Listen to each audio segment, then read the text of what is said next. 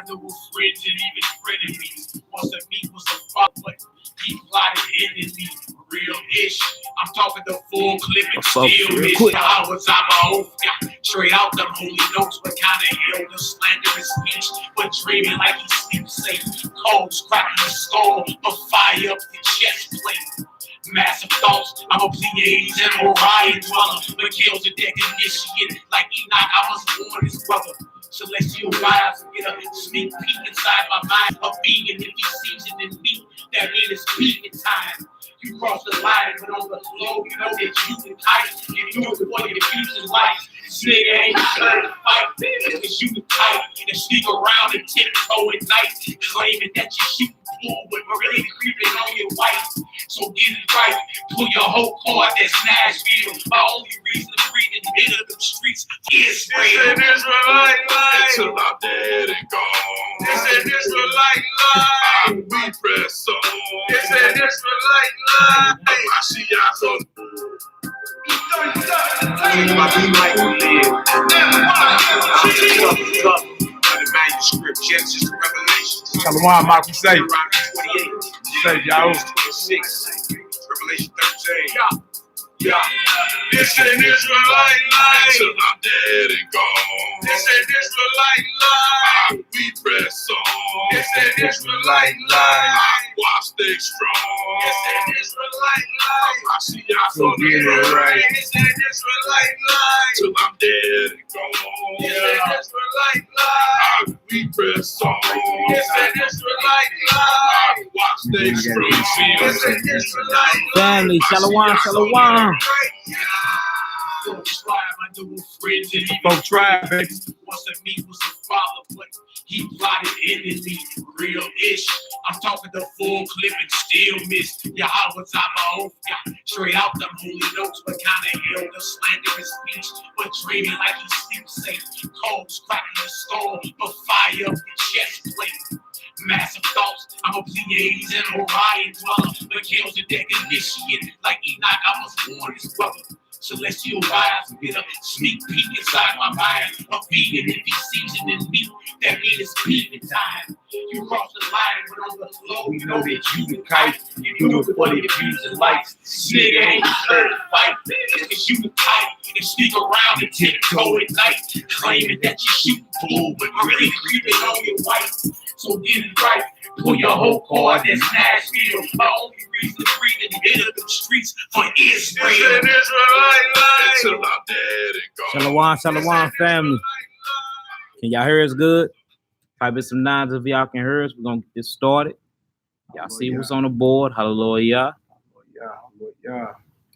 All praise and glory now to the Most High. Let me make sure we come share this across social media. I see what this called, the political assassination of the what? Of the revolutionary Messiah. Yeah. Right. It's time to get it in. Let me make sure we good. All right, so y'all, shalom, all praise, glory down to the Most High, owner, creator, and possessor of all things. Long live his anointed, beloved Son in the hearts and minds of the faithful elect. Honor, humility, Melchizedek Ministries, right back at it. Your brother Malachi Maccabee to my left. I got my beloved brother. You already know, Yaki in the building. Yaki in the building. Y'all see the title, Political Assassination of the Revolutionary Messiah. We're going to go over the trial and execution of the Messiah. And one of the sources we're going to read from is the letters of Pontius Pilate. Ooh-wee. Somebody been lying to us the whole time about the character of Messiah. I mean, it's all in the scriptures, actually, if you just slow down and read. Yeah. But, you know, there's an agenda out here to, like, water his message down and to make him feel as if, or his message be, like, soft. This Hebrew movement has nothing to do with Christianity, no way, shape, form, or fashion, just to let y'all know. Do not bring that Christian vibration into this. It's not the same thing. You feel me? His execution, his crucifixion, his assassination, if you want to call it, was highly political. Highly political. He was accused of sedition, rebellion. For y'all that don't know, matter of fact, you can look up sedition look up the definition of sedition real quick before we get this prayer. All right. Yeah, he was accused of sedition and rebellion. You feel me? And you're gonna look up the definition of sedition real quick. And we're gonna get it done, man. We're gonna go over a few scriptures, but we got a lot to read in here. This is Pontius Pilate's letter written during his governorship of Judea to his friend Seneca in Rome, edited by W.P. Crozier. These letters represent the times of Jesus with some of the principal events of his life from a new viewpoint that the Roman governor Pontius Pilate. History has pictured Pilate as in some respects a good governor, anxious to serve his imperial master faithfully, and even in so far as possible to conciliate those who were placed in his care. In these letters, Pilate describes the events of his governorship, his impressions, his policies, his difficulties in dealing with the Jews. It seems, writes Pilate, that all Galilee is agog about Jesus. And everyone knows of someone who has heard of someone else who has been cured of some disease. Pilate argues that Jesus is a popular leader who is politically dangerous. I heard that this whole thing was political, man. Politically dangerous, a troublesome fellow that must be gotten out of the way. And concludes, Pilate, if he was not a dangerous rebel yesterday, he would have been tomorrow. In spite of this, Pilate has given us a fine picture of they say Jesus, we know Yahushua. Jesus here written with restraint and feeling, unconsciously reverent and absorbingly interested. Yeah, man. So we're going to go over the rest of the Messiah, and then we're going to get into his actual trial, execution. You feel me? And the letters of Pontius Pilate, man. You feel me? So we in 2019, y'all, and for anybody that believe that the Messiah was not historical, you need to step your study game up quick. Straight up. You feel me? All this stuff is coming out in this hour. You understand? Let me share this across social media real quick. We're gonna get this prayer off. And y'all take notes, man. And again, he even testifies he was executed on the eve of Passover, right before unleavened bread. So with the class we did a couple days ago, even in her. Yeah. Right. And, we're going to deal with the whole Gentile aspect too. You know what I'm saying? Israelite foreigners and all that. Monday, y'all willing. You know what I'm saying? After we get done with this feast. You know what I'm saying? We're doing baptisms here in the STL Sunday for some out of time guests. But on Monday, me and Nehemiah complete his 4-day fast. Hallelujah. All praise, glory, and honor. He's going to be up here. And we're going to address it. Because even in her, Pontius Pilate recognized foreign Israelites, Israelite foreigners. You know what I'm saying? From all over the world that will come to Jerusalem. These are the strangers that dwelled among you. So we'll deal with that, you know what I'm saying? Let's give y'all a quick heads up or sneak peek into what we got coming next week. But today we're dealing with the assassination of the Messiah, Yahushua Mashiach. Let me go ahead and share this real quick. We're going to get this prayer off. And let's go ahead and feast, man. Let's get it done. Big O, you like that banner he broke? Because he like that banner. Hey, that's just for the desk. Yeah. That's just for the table. We got our personal. We got one coming to the back. For the back, we can get this green and black out. They got our personal logo on. Yeah. Going down. Print play. You like that track? We ain't even done with it yet. Wait till you hear the video. Wait till you see the video, should I say? Oh, we Israelite Life. All right, featuring AOI, MYMG. You know what I'm saying? We're gonna get it done. All right, so let me share this real quick. We'll get our prayer off and shout some of y'all out. Let's go ahead and get it done. Let's go ahead and get it.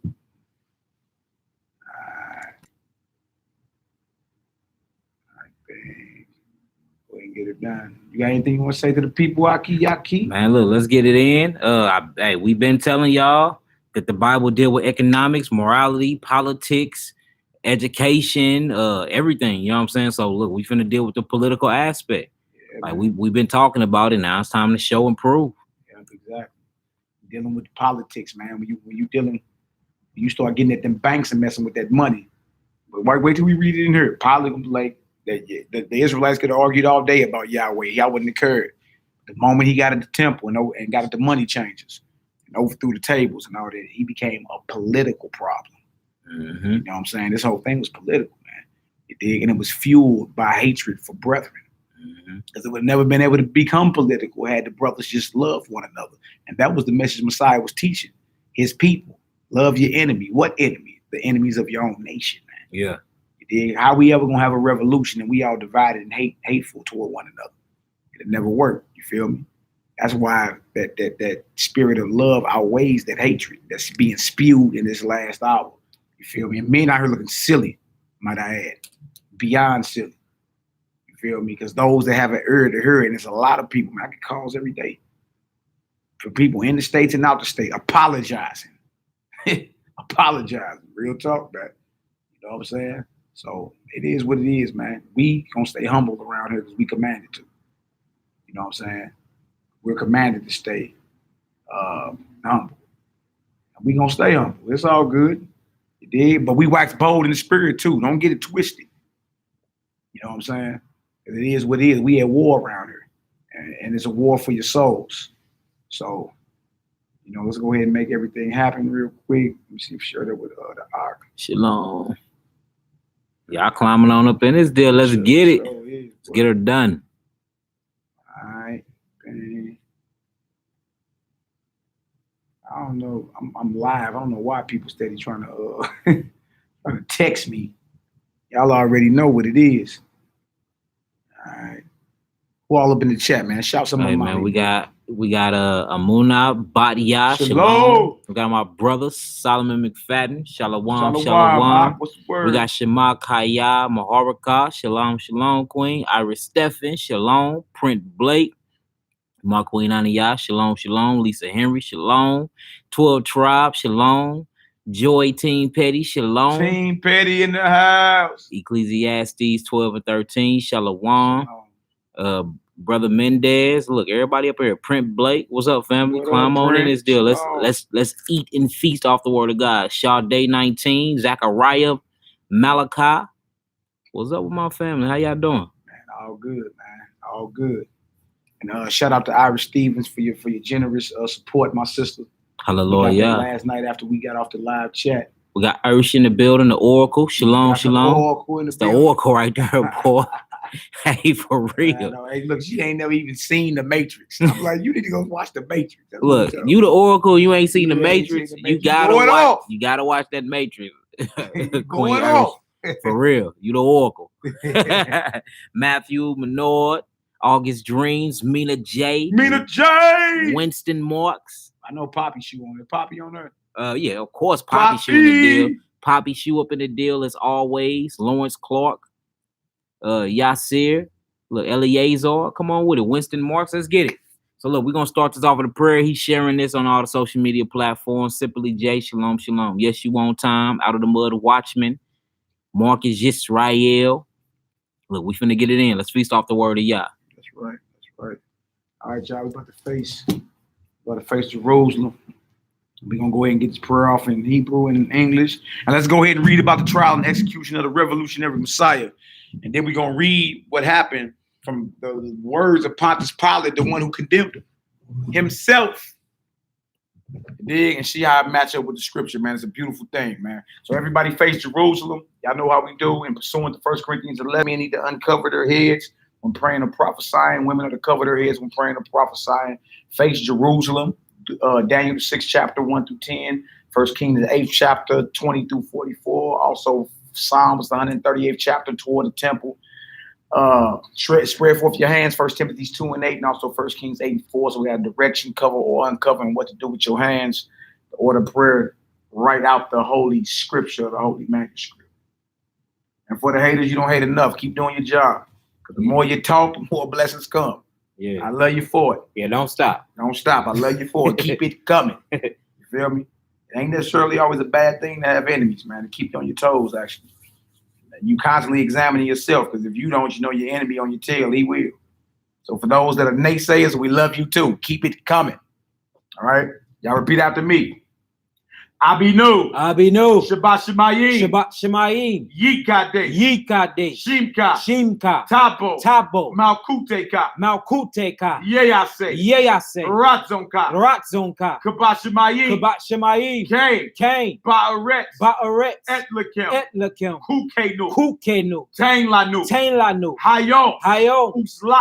Uslaklanu. All. Kataenu. Kamo. Shel Soki. king. Gam. Gam. Anaknu. Anaknu. Lakote. Lakote. Lanu. Lanu. Wa'al. Wa'al. Tabienu. Tabienu. Lide. Lide. Nisayo. Nisayo. Ki. Ki.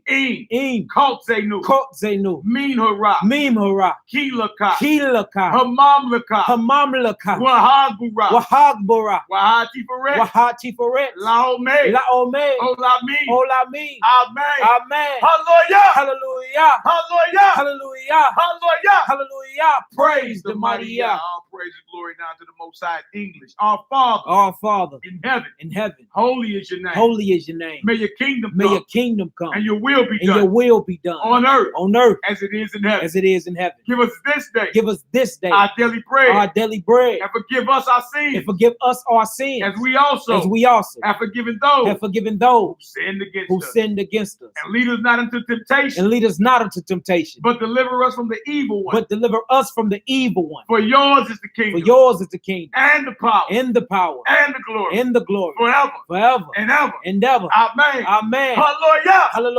Hallelujah. Hallelujah. Hallelujah. Hallelujah. Praise the mighty Yah. That's right. Let's get her done. Let's get her done. Let's get her done. Our praise and glory now to the Most High, the owner, creator, and possessor of all things. Long live his anointed, beloved Son in the hearts and minds of the faithful elect. Once again, honor, humility, Melchizedek Ministries. Malachi Maccabee and my Aki Yaki, the young gunner, master herbalist in the building. Hallelujah. All right, so we're going to get her done, y'all. Again, the political assassination of the revolutionary Messiah. Y'all see the title. I know y'all like, what is y'all talking about? What you mean political? Uh-huh. It was political. Yeah, man. Once you stop looking at the Bible through a Christianity or a religious lens, man. Right. Yeah, it actually does you a disservice. When you actually slow down and read what's really going on, you can understand why the Messiah was crucified. Because think about it, if you're not no threat, you ain't about to be took up out of here. You understand? Nobody's aiming to take out Ned Flanders, even though he's a cartoon character. Let me say, Mr. Rogers, would you be my neighbor?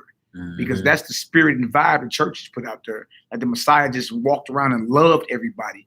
You dig? And really wasn't about no type of revolution. And it's quite the opposite. It's quite the opposite. Once we read these scriptures and everything and start seeing, like after he started doing major works, or even after he said certain things that offended the Pharisees, which was a spiritual political party Right. in Israel, or the Sadducees, which was a spiritual political party. All these were different factions. You understand? We're going to get some of them definitions later. Also, the Zealots. When you read Simon, he had a disciple named Simon the Canaanite. He was not a Hamite. When you look the word Canaanite up, it goes back to the word Canaan, which means a zealot. Yeah. You see, some people out there, when the Messiah had a Gentile that was a disciple, a lack of study. Y'all, all y'all got to do is just look these definitions up. Yeah. And you'll see for yourself. Yeah, what they're gonna realize is when you take away that Christianity mindset and you really get into the scriptures and you start studying from your language too, because you have to know your language per se. At least looking up the concordance, at least doing that, and looking at root words. Once you get into it, the Bible. Look, this is how you know if you're in Christianity or not. The Bible for itself, this book right here, 1611 edition version, King James, whatever. This Bible teach you how to be a revolutionary. Right. So if you compromising, or if you being politically correct, or if you soothsaying, or you got everybody's happy when you done teaching, then you're in Christianity. You're not in the Bible, because this Bible speak harsh words. Yeah. And this Bible is literally anti-government. It's anti-Roman, anti-Babylon, anti-Greek, anti-America, anti-anything that's not of Hebrew custom and culture. It's totally against it. Right. Totally. That's right. So if you say you studied up and you in this Bible and you don't have a revolutionary mindset and you don't hate the world, then you're a liar and you're in Christianity. It's just keeping it real. It's just what it is, y'all. You feel me? And that was well said, because when you stand on the word, you're gonna be in total opposition to the spirit of the world, man. Yeah. You feel me? So you may be somewhere where they're speaking, or they're PC Israelites, politically correct. The way they teach in a way to appease every side. You feel me? But all the prophets, the Messiah, the disciples and all them, they challenged our people. You feel me? They shot straight. Yeah. You understand? I'm talking about shot so straight that people always wanted to kill them or lock them up or do all type of stuff to them. You feel me? So if you really stand on his words, you're gonna be labeled a revolutionary, man. You dig? Or somebody that's a rebel, somebody that's seditious. Because even your speech, sedition. Once you look at the definition of, you're gonna see what sedition is. I gotta pull it up too. Yeah. So let's pull that up real quick. Sedition, because this is what he was accused of in the letters of Pontius Pilate. All right. He was accused of sedition. You feel me? So once he pulled it up, you see exactly what it is, and you see, oh, okay, I see why y'all named it this. Political assassination of the revolutionary Messiah. Your Messiah was revolutionary. Yeah. And his whole job was to heal Israel, man, to get us to unite.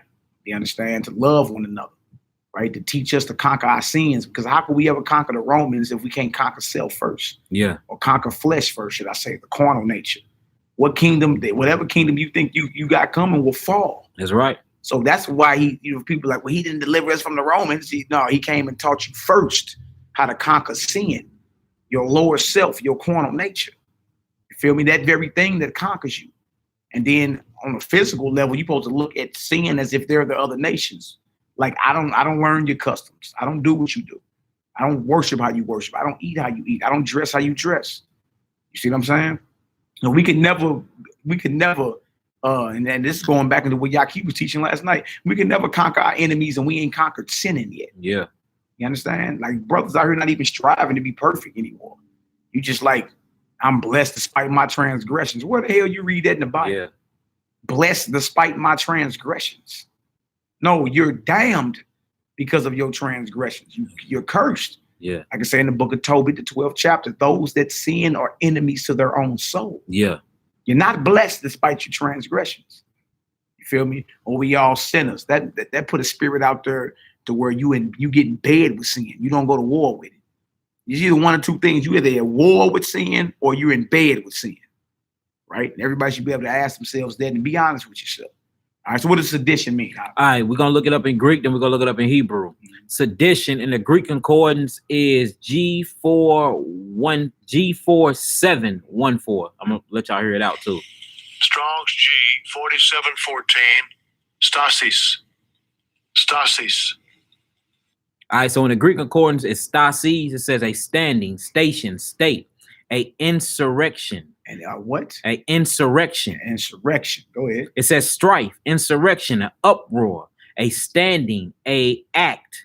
It says by implication, a popular uprising. All right. It says figuratively controversy. It says dissension, an insurrection, standing, an uproar. Now let's look it up in the Old Testament. Y'all see that?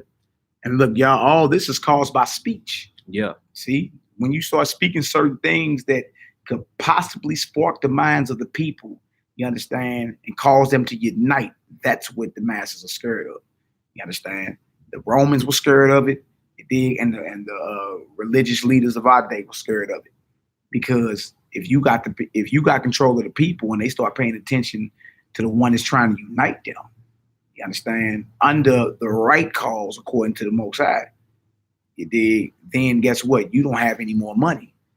Right? If the masses of people and thousands of people following the Messiah at a time, thousands, right? So guess who they supporting? They supporting his cause. They're not supporting the Pharisees and them anymore. They're not supporting the Sadducees. They're not supporting anybody. They rolling with him.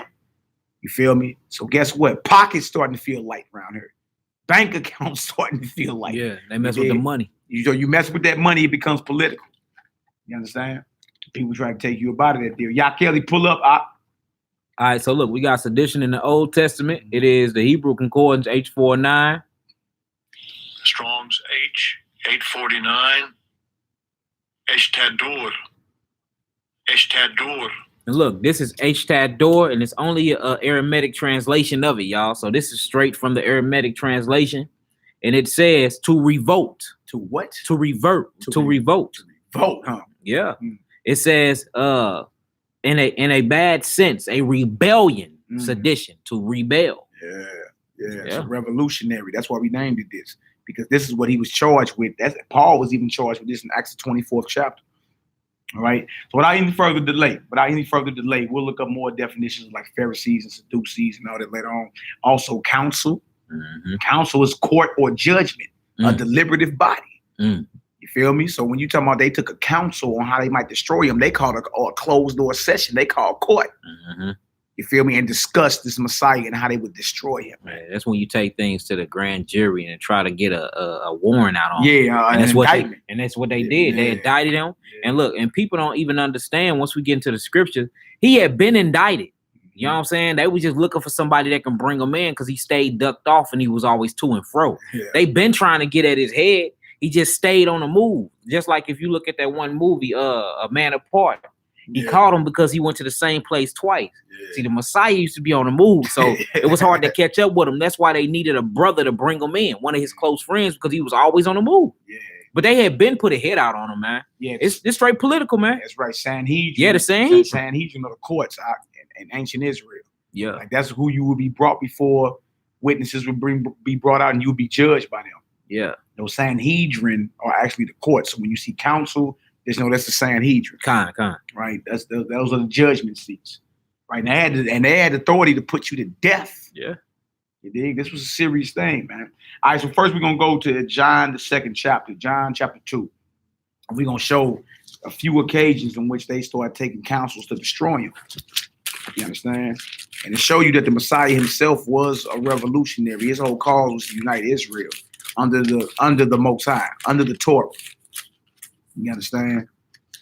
And he the son of the Most High God, man, which unlocked the mysteries of the Torah, was healing. You understand? Raising the dead. Messiah was a real nigga. Yeah. In a good term, yeah, he was. Look, he didn't lie. He was all about that action. Yeah. He was super anti-government, y'all. I'm talking about super anti-government. And he didn't mess with other nations like that. To the point where when he was at the well, another nation, a woman came by. And look, she like, you sure you want me to go fetch you? What? You sure? Me? I'm a dog according to y'all. Like, this is how much we didn't even rock with heathens, y'all. Like, once you really start looking at this Bible from a political standpoint of view, man, it changed your whole perspective on what you've been getting taught, man. Period. It does, man. Period. Like, we literally organized and revolted and liberated amongst ourselves. You know what I'm saying? And it was to the point where if you was another brother and you went down with that, you was straight labeling cast a bootlicker and we ain't mess with you. Yeah, period. What's up, man? We're about to get into it, man. First, we're going to go to John, the 2nd chapter, John chapter 2. We're going to start at verse 13. We're going to read 13 through 25. All right, type in your nines when you get there. We're in the book of John chapter 2. We're going to start at verse 13. I got the juice. How you feeling, my brother? Type in your nine. Uh-huh. Yeah, he loved his people, man. Yes, loved his people, man. A black, yeah. The Black Messiah Project. Yeah, well, he told the heathen, well, let the children be fed first. Yeah, you know what I'm saying? It's not meat for me to take the children's bread and cast it to dogs. Yeah. She say, "True Lord." Yeah, true Lord. True. Yeah. All right, verse 13. Yeah. Book of John, chapter 2, verse 13. Come on. And the Jews' Pesach was at hand, and Yahushua went up into Jerusalem. And found in the temple those that sold oxen and sheep and doves and the changers of money sitting. The changers of money, that's the bank, right? That's the bank right there.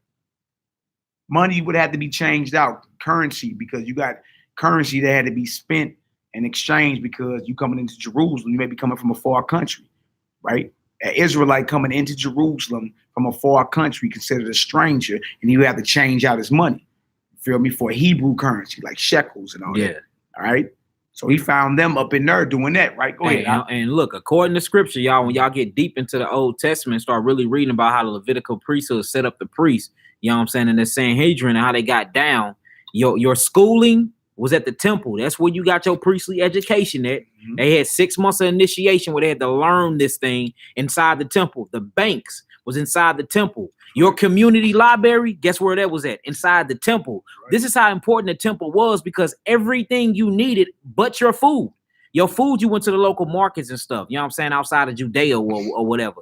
But all of your major things you need, whether it was food, whether it was economics, which is the banking system, whether it was schooling, learning the education about the Torah scrolls, all of that. If you had to go see the doctor, the priests were the doctors. Right. So that was even your doctor's office. Anything you needed was the temple. That's how much that's why the temple was so important. That's right. You had to go to the temple because your daily necessities, other than your food and your water, was in where? The temple. That's right.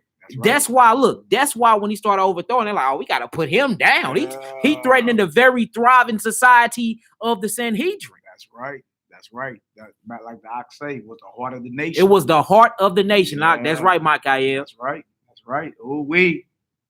Let's get it. Verse 13 again.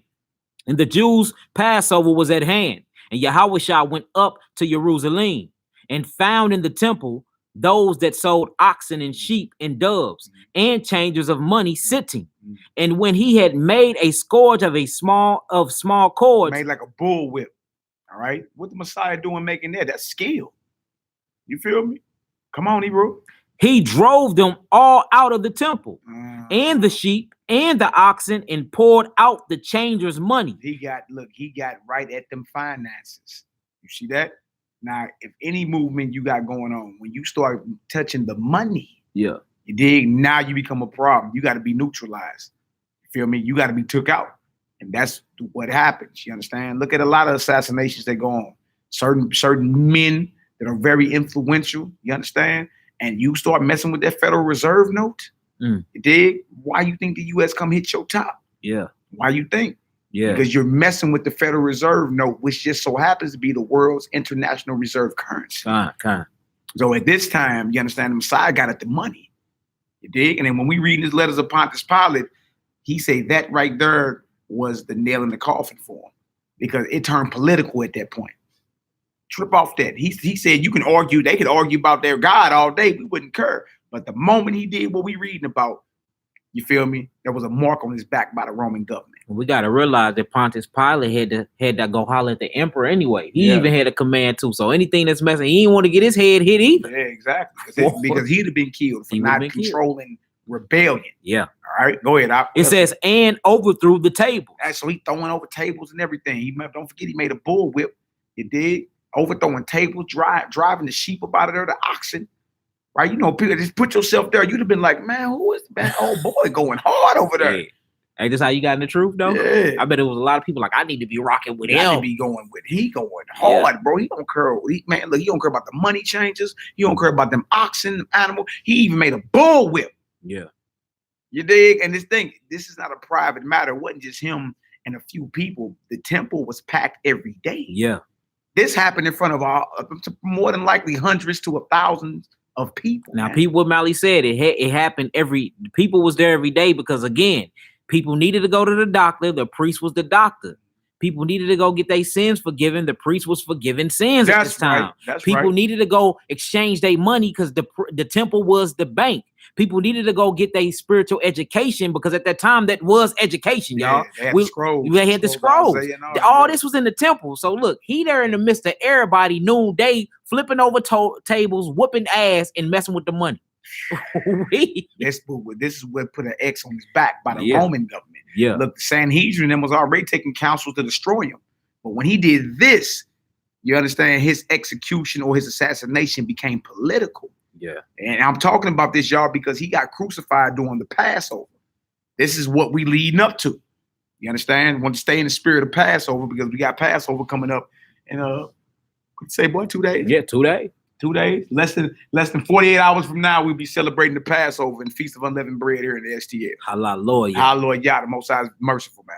All right, come on, Knock. Let's get it. Verse 16. Yeah. And said unto them that sold doves, take these things hence. Make not my father's house a house of merchandise. He's like, get this about her here. When he says take these things hence, right? You got to remember, put yourself in here and extrapolate. Yeah. Meaning pull out all the detail you can from each verse and put yourself there. Like, see, like try to envision yourself watching this revolutionary Messiah get at the bankers, making chords, telling everybody, get this about her in front of hundreds of people. Yeah. Yeah. Come on. Verse 17. Yeah. And his disciples remembered that it was written, the zeal of thy house hath eaten me up. Psalm 69:9. So even what he did was prophecy. It wasn't like he got emotional and did it based off him being impulsive. This was prophecy. Psalm 69:9. Everything the Messiah did was calculated and it was prophetic. And because of that, he's a revolutionary, because it's impossible to be uncompromising and to stand on this word and be politically correct. Yeah. And I know men that teach like that. Their whole job is to make you feel good or prophesy smooth things, all while quoting the verses if it ain't talking about them. Yeah. You dig? This Bible is not about being politically correct, because if it was, Messiah would have never overthrew the tables. He would have never made the bullwhip. He would have never told them, take these things hence. He would have never got killed. He would have never been assassinated. Yeah. Or crucified had he been politically correct. You dig? This Bible, if you're going to stand on this word, in other words, you're going to be set apart, that's going to make you, they're going to label you a revolutionary or a rebel. And look, the crazy thing, he told us that you all will suffer persecution for my name's sake. If y'all being Messiah, if I'm raising, y'all going to be just like me. That's right. Just know the whip is coming. Just know the stakes coming. Just know the execution chamber is coming, because you going to mess with their money, because you anti the beast. You anti their system. That's right. Period. That's right. Believe that. All right, verse 18. Let's get it. Then answered the Jews and said unto him, what sign showeth thou unto us, seeing that thou doest these things? So they asking him, what sign you show us? What authority do you have? You understand? Because anybody that come in there and get at the temple like that and get at the money changers and make a bullwhip got to be there under some type of authority, don't you? You ain't just finna be this average Joe Schmo Israelite out the hills, just walk up and do that. Right. You feel me? Because look, even in the temple, y'all, they got officers. You understand? You get locked up. You understand? You get murdered by these cats, man. They got the authority to kill. We got officers, captains, all of it. You see? So what authority, what sign you show? Because you gotta have some type of authority to be doing this. Yeah. Ooh, right. And look, that goes deep in what you're talking about, that it went political, because usually the Sanhedrin will sentence you to your death. But this time they handed Messiah over to who? The Romans. Yeah. It even became above the Sanhedrin head. Yeah. Once he hit the money tables, Rome was like, oh, he gotta go. Yeah. You know what I'm saying? Pontius Pilate like, look, I gotta hit his head. So once you really start thinking about this, man, look, your Marcus Garveys, your Malcolm X, your Martin Luther Kings, right. This is the same exact thing that's happening to this very day. You start messing with this heathen money, you getting hit. Period. Yeah. That's real talk, man. Believe that. That's why he said all those that live godly in Messiah shall suffer persecution. Yeah. You know what I'm saying? That's why us loving each other and moving toward each other is so vital and important. You understand? They fear that too. Yeah. You see, not only that you set apart and you standing on his word and you labeled a rebel, but that all of them over there love each other, man. Yeah. You feel me? We can't none of us sneak up in there and even try to even harm any of one of them. Caesar, they're organizing. They all ready to live and die for one another at the drop of a dime. Caesar, they're organizing. They're organized, organizing under their God. Under their God. We gotta go get them now. And they took on the real personality and character of the Son of God. Oof. You dig? That whole Christianity, white boy Jesus, passive, look like he won't bust a grape, did not work. Yeah. Your worst nightmares come true. Yeah. Yeah. Your worst nightmares come true. Yeah, we tried to whitewash the faces of the judgment. It didn't work. Hey, Caesar put out a decree. Go get him. Yeah. Go get him now. Yeah. All right, verse 19. Let's get it. Yahweh answered and said unto them, destroy this temple, and in 3 days I will raise it up. That's right. Then said the Jews, 46 years was this temple in building, and wilt thou rear it up in 3 days? But he spake of the temple of his body. You hear that? You understand? Like, look, he was letting it be known, like everything that y'all doing in this physical temple spiritually represent me and my body. You see? And he let it be known resurrection is coming.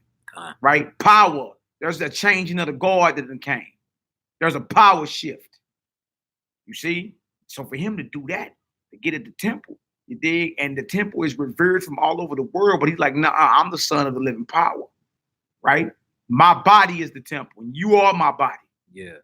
Ooh-wee. And look, one more thing. Go ahead. This is what you just said. And look, just imagine how important this temple was. So if you start really looking, Jews used to straight come up from up out of their country and their homelands where they was born at to come to keep the feast in Jerusalem. That's right. The first thing they used to do is to go worship in the temple. So like this is like the revered thing to everybody that was outside of Judea too. You know what I'm saying? Like how me and Mally is right now. We can't wait till our passports pass where we can get for we can get home to Jerusalem, keep the feast days. Now imagine if the temple was standing that day. That's everybody going in that deal. You know what I'm saying? So when he did that, it wasn't only assault on the Sanhedrin. The Romans looked at that too, because the Romans was actually getting paid. Look, we been the consumers, y'all. We've been the consumers. The money had, look, the empire already had their stakes in hands in the Sanhedrin.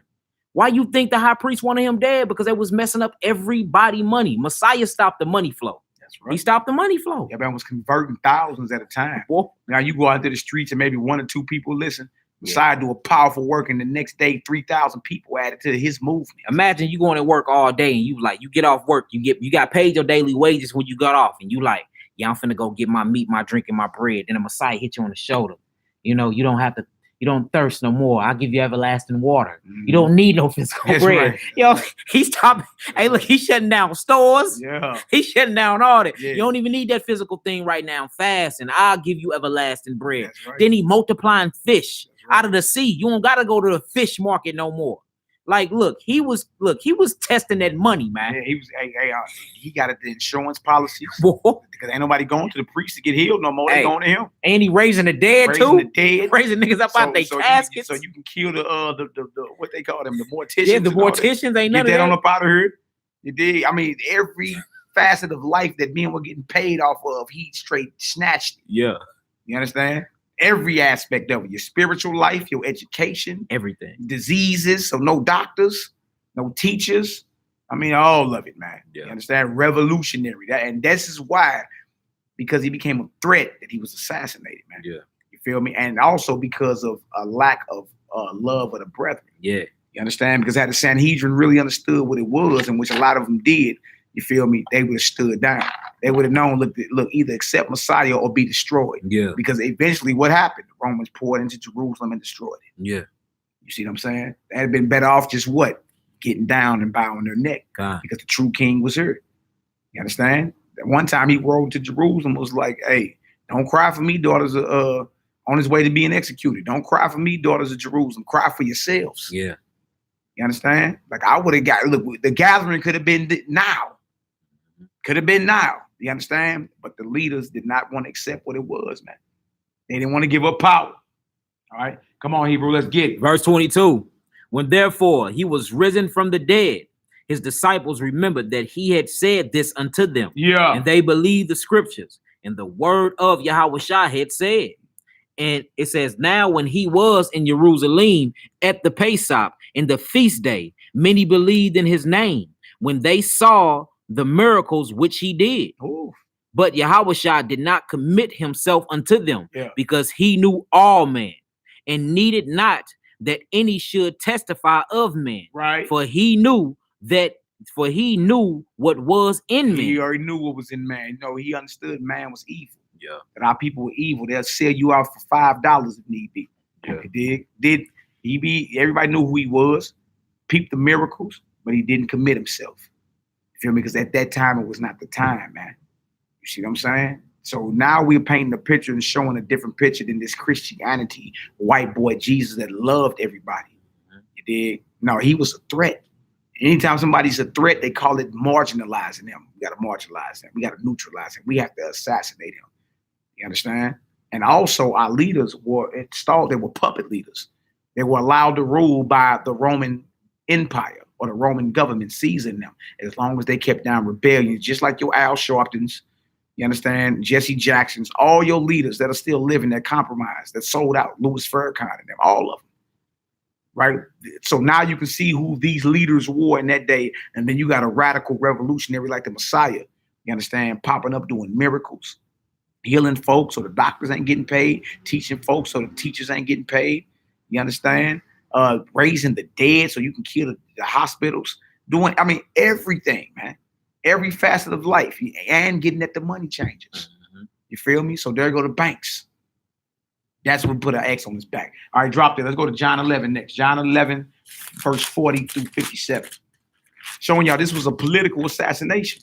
It's political. Read the book of John 11. Type in y'all nouns when y'all get there. It was political, y'all. It wasn't nothing else. You feel me? Church tried to throw this thing on there like it just was so like mystical. You understand? And just because he walked around You know what I'm saying? And it had a smooth message, like you was spreading on parquet.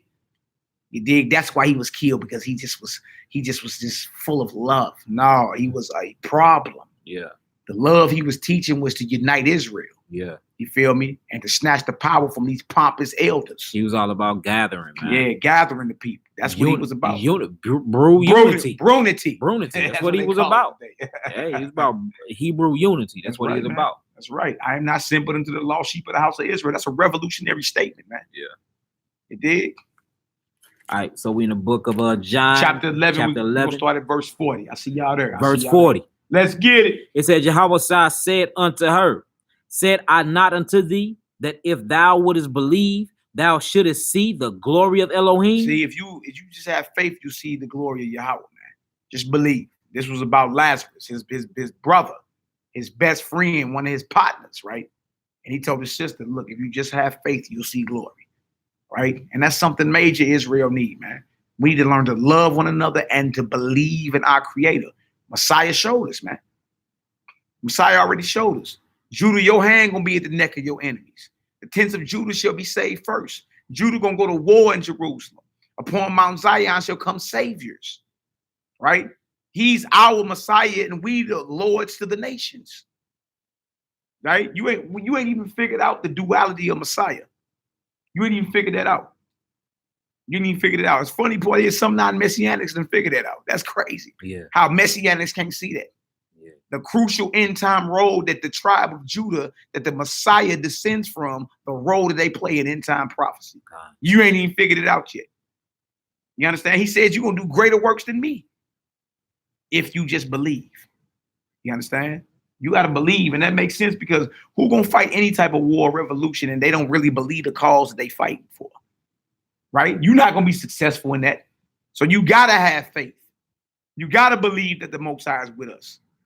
You feel me? And again, his whole thing was to teach us how to conquer sin before we can conquer our physical enemies, man. You got to conquer that carnal flesh. You feel me? That's what has to happen. This man was a threat, man. Our Lord was a straight threat, because he's also teaching the people to what? Conquer their fleshly nature. Yeah. So now they're liberated and they're free, and they can become the spiritual, perfect man that the Most High created them to be. And on top of that, had a spiritual power to destroy their enemies. That scared them. And on top of that, he getting at the money changers. And on top of that, he getting at the doctors. And on top of that, he getting at the lawyers. And on top of that, he putting the hospitals out of business. And on top of that, he emptying out the synagogues. This man was beyond a threat. Wait till we get into this Pontius Pilate book. You gonna see. All right, verse 41. Then they took away the stone from the place where dead was laid. Where dead was laid. And Yahweh lifted up his eyes and said, Father, I thank thee that thou have heard me, and I knew that thou hearest me always. But because of the people which stand by, I said it, that they may believe that thou have sent me. That's right. You got to know the Most High is with you, man. Feel me? Like, put yourself there. You see, Messiah came and showed us how to walk it, and he already got his ink. He's at the right hand of the Father. He's the head. You his body. What you gonna do? You see how he's praying to the Father? That's how you need to be praying to the Father. I know you with me. Yeah, confidence, belief. All right, go ahead. Verse 43. And when he thus had spoken, he cried with a loud voice, Lazarus, come forth. See, he didn't say, oh, Lazarus, come on out of the grave. No, he had to roar that deal. Father, I know you with me. And after he did that, he roared it in full faith. Lazarus, come on about that grave. Come on, Hebrew. And he that was dead came forth, bound hand and foot with grave cloth, and his face was bound with a napkin. Yahweh said unto them, loose him and let him go. Then many of the Jews which came to Mary and had seen these things which Yahweh did believed on him. That said many Jews. You see that? See, so kill that whole white evangelical Christian mindset. None of the Jews believed in Jesus. They rejected Jesus. That said many of them. Yeah. Right? And this man is resurrecting the dead. Oh, he is a problem. Not only do he have organizational skills, not only is he has ingenuity skills, He has spiritual power that no man has seen since. Yeah, they like this extraterrestrial being. This man is beyond. We got to look. We got to kill him. Hey, whatever we got to do. Notice it said many of the Jews. So if many of the Jews believing on him, guess who they not believing in? Exactly. The religious leaders. Yeah. They didn't have control of the people. You don't got the people. You don't got the power. Yeah, he was snatching power. This was political. Come on, let's get it. Verse 46. Yeah. But some of them went their ways to the Pharisees. To who? To the Pharisees. And told them what things Yahushua had done. Can we look up that Pharisee? Yes. Look up that Pharisee right there in John 11 and 46. One of the political parties that were against Messiah. H5330. John 11 verse 46. Yeah. Look it up. Yeah. Real thing this. Right? The Messiah is revolutionary, man. You understand? And that's what we got coming. We got coming, a project that we're doing. You understand? But we're going to be organizing brothers and sisters first locally and then nationwide. You know what I'm saying? All y'all got to do is implement the same blueprint. That's all you got to do is implement the same blueprint. You understand? You dig? And it's going to be a problem. And it's all spiritual. It's all about the Mashiach. That's what this thing is about, man. You understand? Because he's the image of the living power, and we are supposed to become him, to conform to his image. You understand? And in that, the mysteries and power, the set apart spirit will manifest within our lives. That's right. You feel me? And guess what? We can conquer our flesh and conquer our enemies. This is what they feared. And that's why J. Edgar Hoover said there would never be another black Messiah unless we give it to them. Yeah. They fear the rise of the anointed. Yeah. You understand? So that's something else we got coming for y'all. We got a project we working on. Big project. You feel me? To where we organizing locally, and then we use the same blueprint and organize nationally. And the end game is Zion, to raise the international awareness about Zion. You understand? Why y'all think we start praying at these hours? Mm-hmm. Everything about Zion now. You understand? Now we praying at the same time as our people in the land. Mm-hmm. The Most High start blessing, all type of blessings start coming up. Yeah. Heaven start opening up. We had a meeting today with one of the chairmen of Ferguson, Missouri. Mm-hmm. You know what I'm saying? Like we got some stuff going on, putting in major work. You know what I'm saying? Not being complacent, sitting on our hands and spreading false words about each other. We really trying to put in work for the flock of Yahushua. That's right. That's right. Black Messiah Project. That's right. Hallelujah. All right, let's get it. All right, so look, Pharisee. Yeah. Let me let y'all listen to it. Hold on. Turn it up for y'all. G 5330. Pharisaios. Pharisaios. All right, Pharisaios is G5330.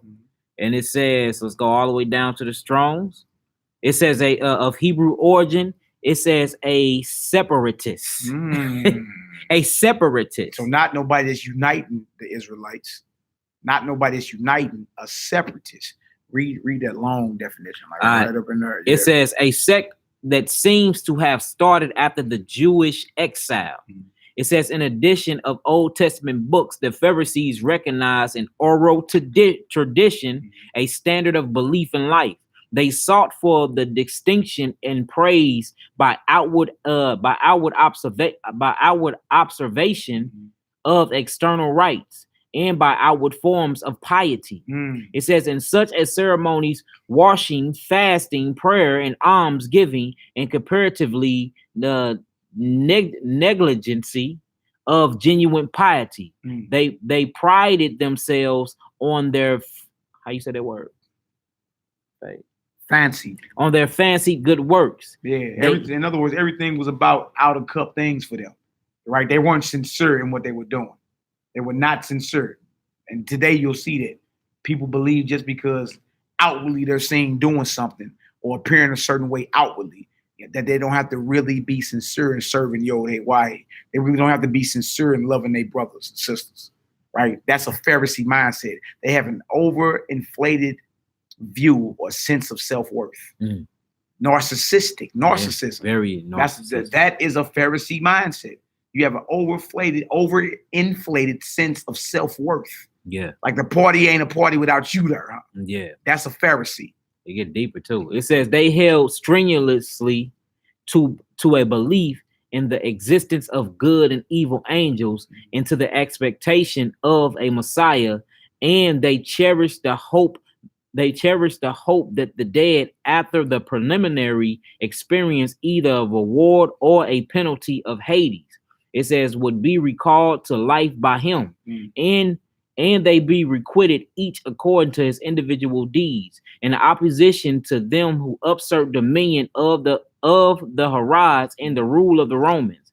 They stoutly upheld a theocracy, not a democracy, right, or a republic. A theocracy is a government in which the priests run, right? They would, in other words, remember Messiah say the scribes and Pharisees sitting in whose seat? Right. Moses' seat. They had the authority over the nation. That's what a theocracy is. It's a government ran by the spiritual people or the spiritual leaders.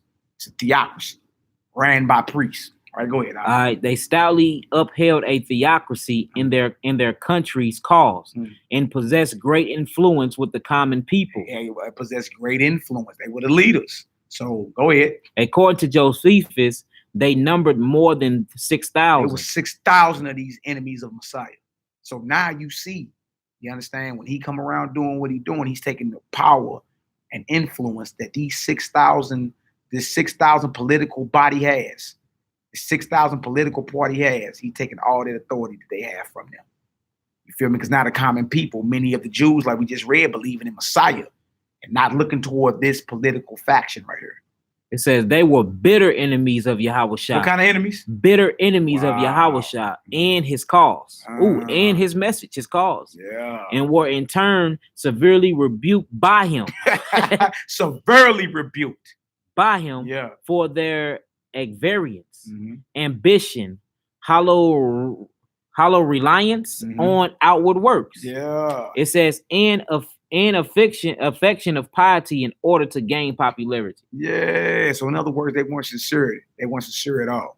You understand? That's why Paul even say, don't be desirous of vainglory, because that's what Pharisees were all about. All right. So we right back to John 11:46. So after the Messiah did this miracle, so you know everybody, many of the Jews. So if they're following him, they're not following Pharisees no more, or Sadducees. That means they don't have the influence. They are losing money.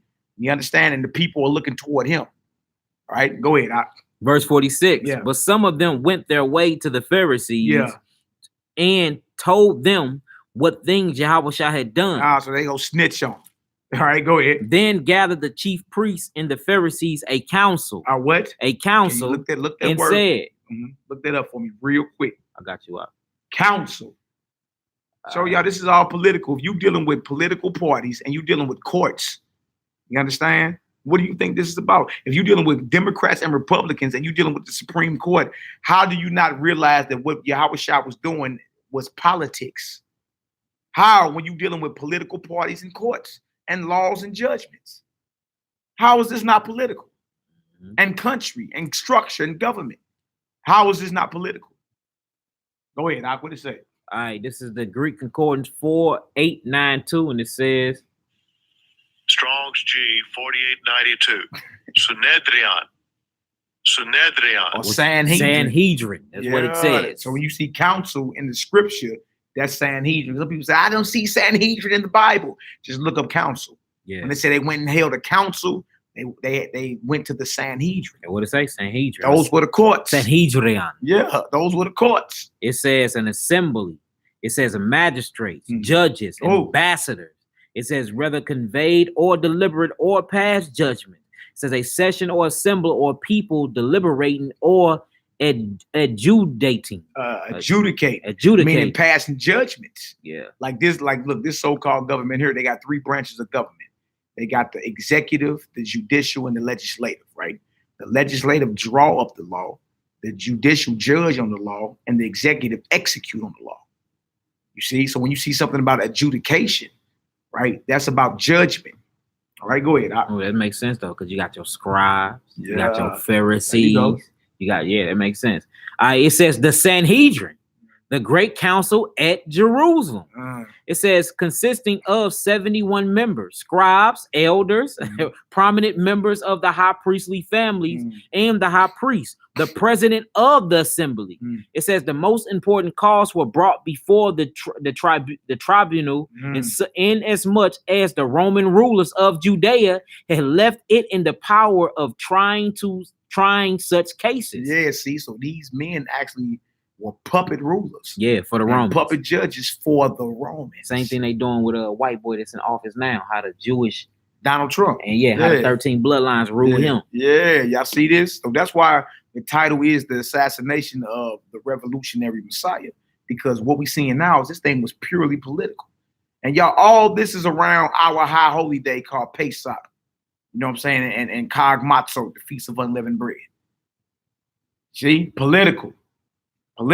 Get deep. Nothing mystical, purely political. All right, go ahead. It says, and also the pronouncing of sentences of death. Hold on. So they had the authority to put us to death? Yeah. And guess where they held court at?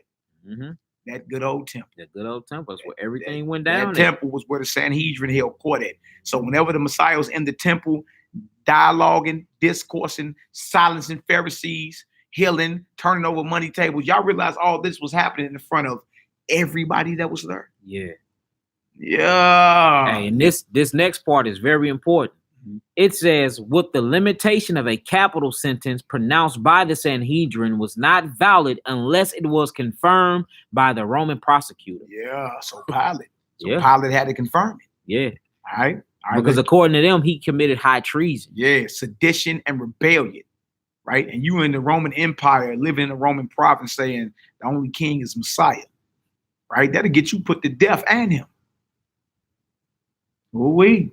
Let's get it, Hebrew. Yeah, now you got a freedom of speech. You can just say whatever, but they hidden head. You start messing with that money, though. Yeah, real talk. They'll rendition you. You can think you got freedom of speech now. They got something called rendition. Yeah. You understand? I'm talking about swoop you up indefinitely. Don't even let your family know where you're at. Hold you. Don't even let you come before the tribunal. Nothing. Yeah. Just vanish you. We've been doing some of them Arabs. Yeah. Come on, Hebrew. Let's get it. All right, we're at verse 47. John 11 and 47. Right, go ahead. It says, then gathered the chief priests and the Pharisees a council and said, what do we? For this man doeth many miracles. That means they knew he was sent by the Most High. None of them were doing miracles. Nobody had been even doing miracles on this level ever. None of the prophets, nobody got down like Yahushua, man. Yeah. You understand? So in their Sanhedrin, in their council, where they got the authority to put to death, they admitted off their lips, what are we going to do? Because he is doing miracles. He just raised the dead. What are we going to do now? You feel me? Come on now. If we let him thus alone, all men will believe on him. And hold on, what you say? If we let him thus alone, if we leave him alone, all men will believe on him. Now, why would the Sanhedrin be mad and afraid that everybody would believe on him? Because they ain't no more needing getting healed by the priest. Ain't no more needing to exchange money at the temple. Ain't no more need for no spiritual education at the temple because he's teaching the scrolls. Ain't no more need for no doctor because he healing. Ain't no more need for buying food and water. He manipulating fish and matter and bread, giving people water.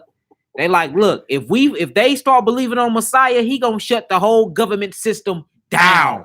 You hear me? And we have no more influence over the people. We are broke, raggedy, and poor at this point. Done. We're finished. We're done. You dig? And instead of just saying, you know what? How about we just follow him? That's right. No more walking. Yeah. How about we just follow him, man? You dig? Men will kill you to retain their power. Yeah. Remember that. That's why assassination's been happening since the days of old. Yeah. Because men don't want to step down from power. Imagine. You driving a Bentley or a Bugatti, and the next day they see you on the bus. Ooh. For a person like me, it would be nothing because I don't care about material things. But for somebody that's proud and got an overinflated sense of self-worth like a Pharisee, oh man, he'd rather kill himself.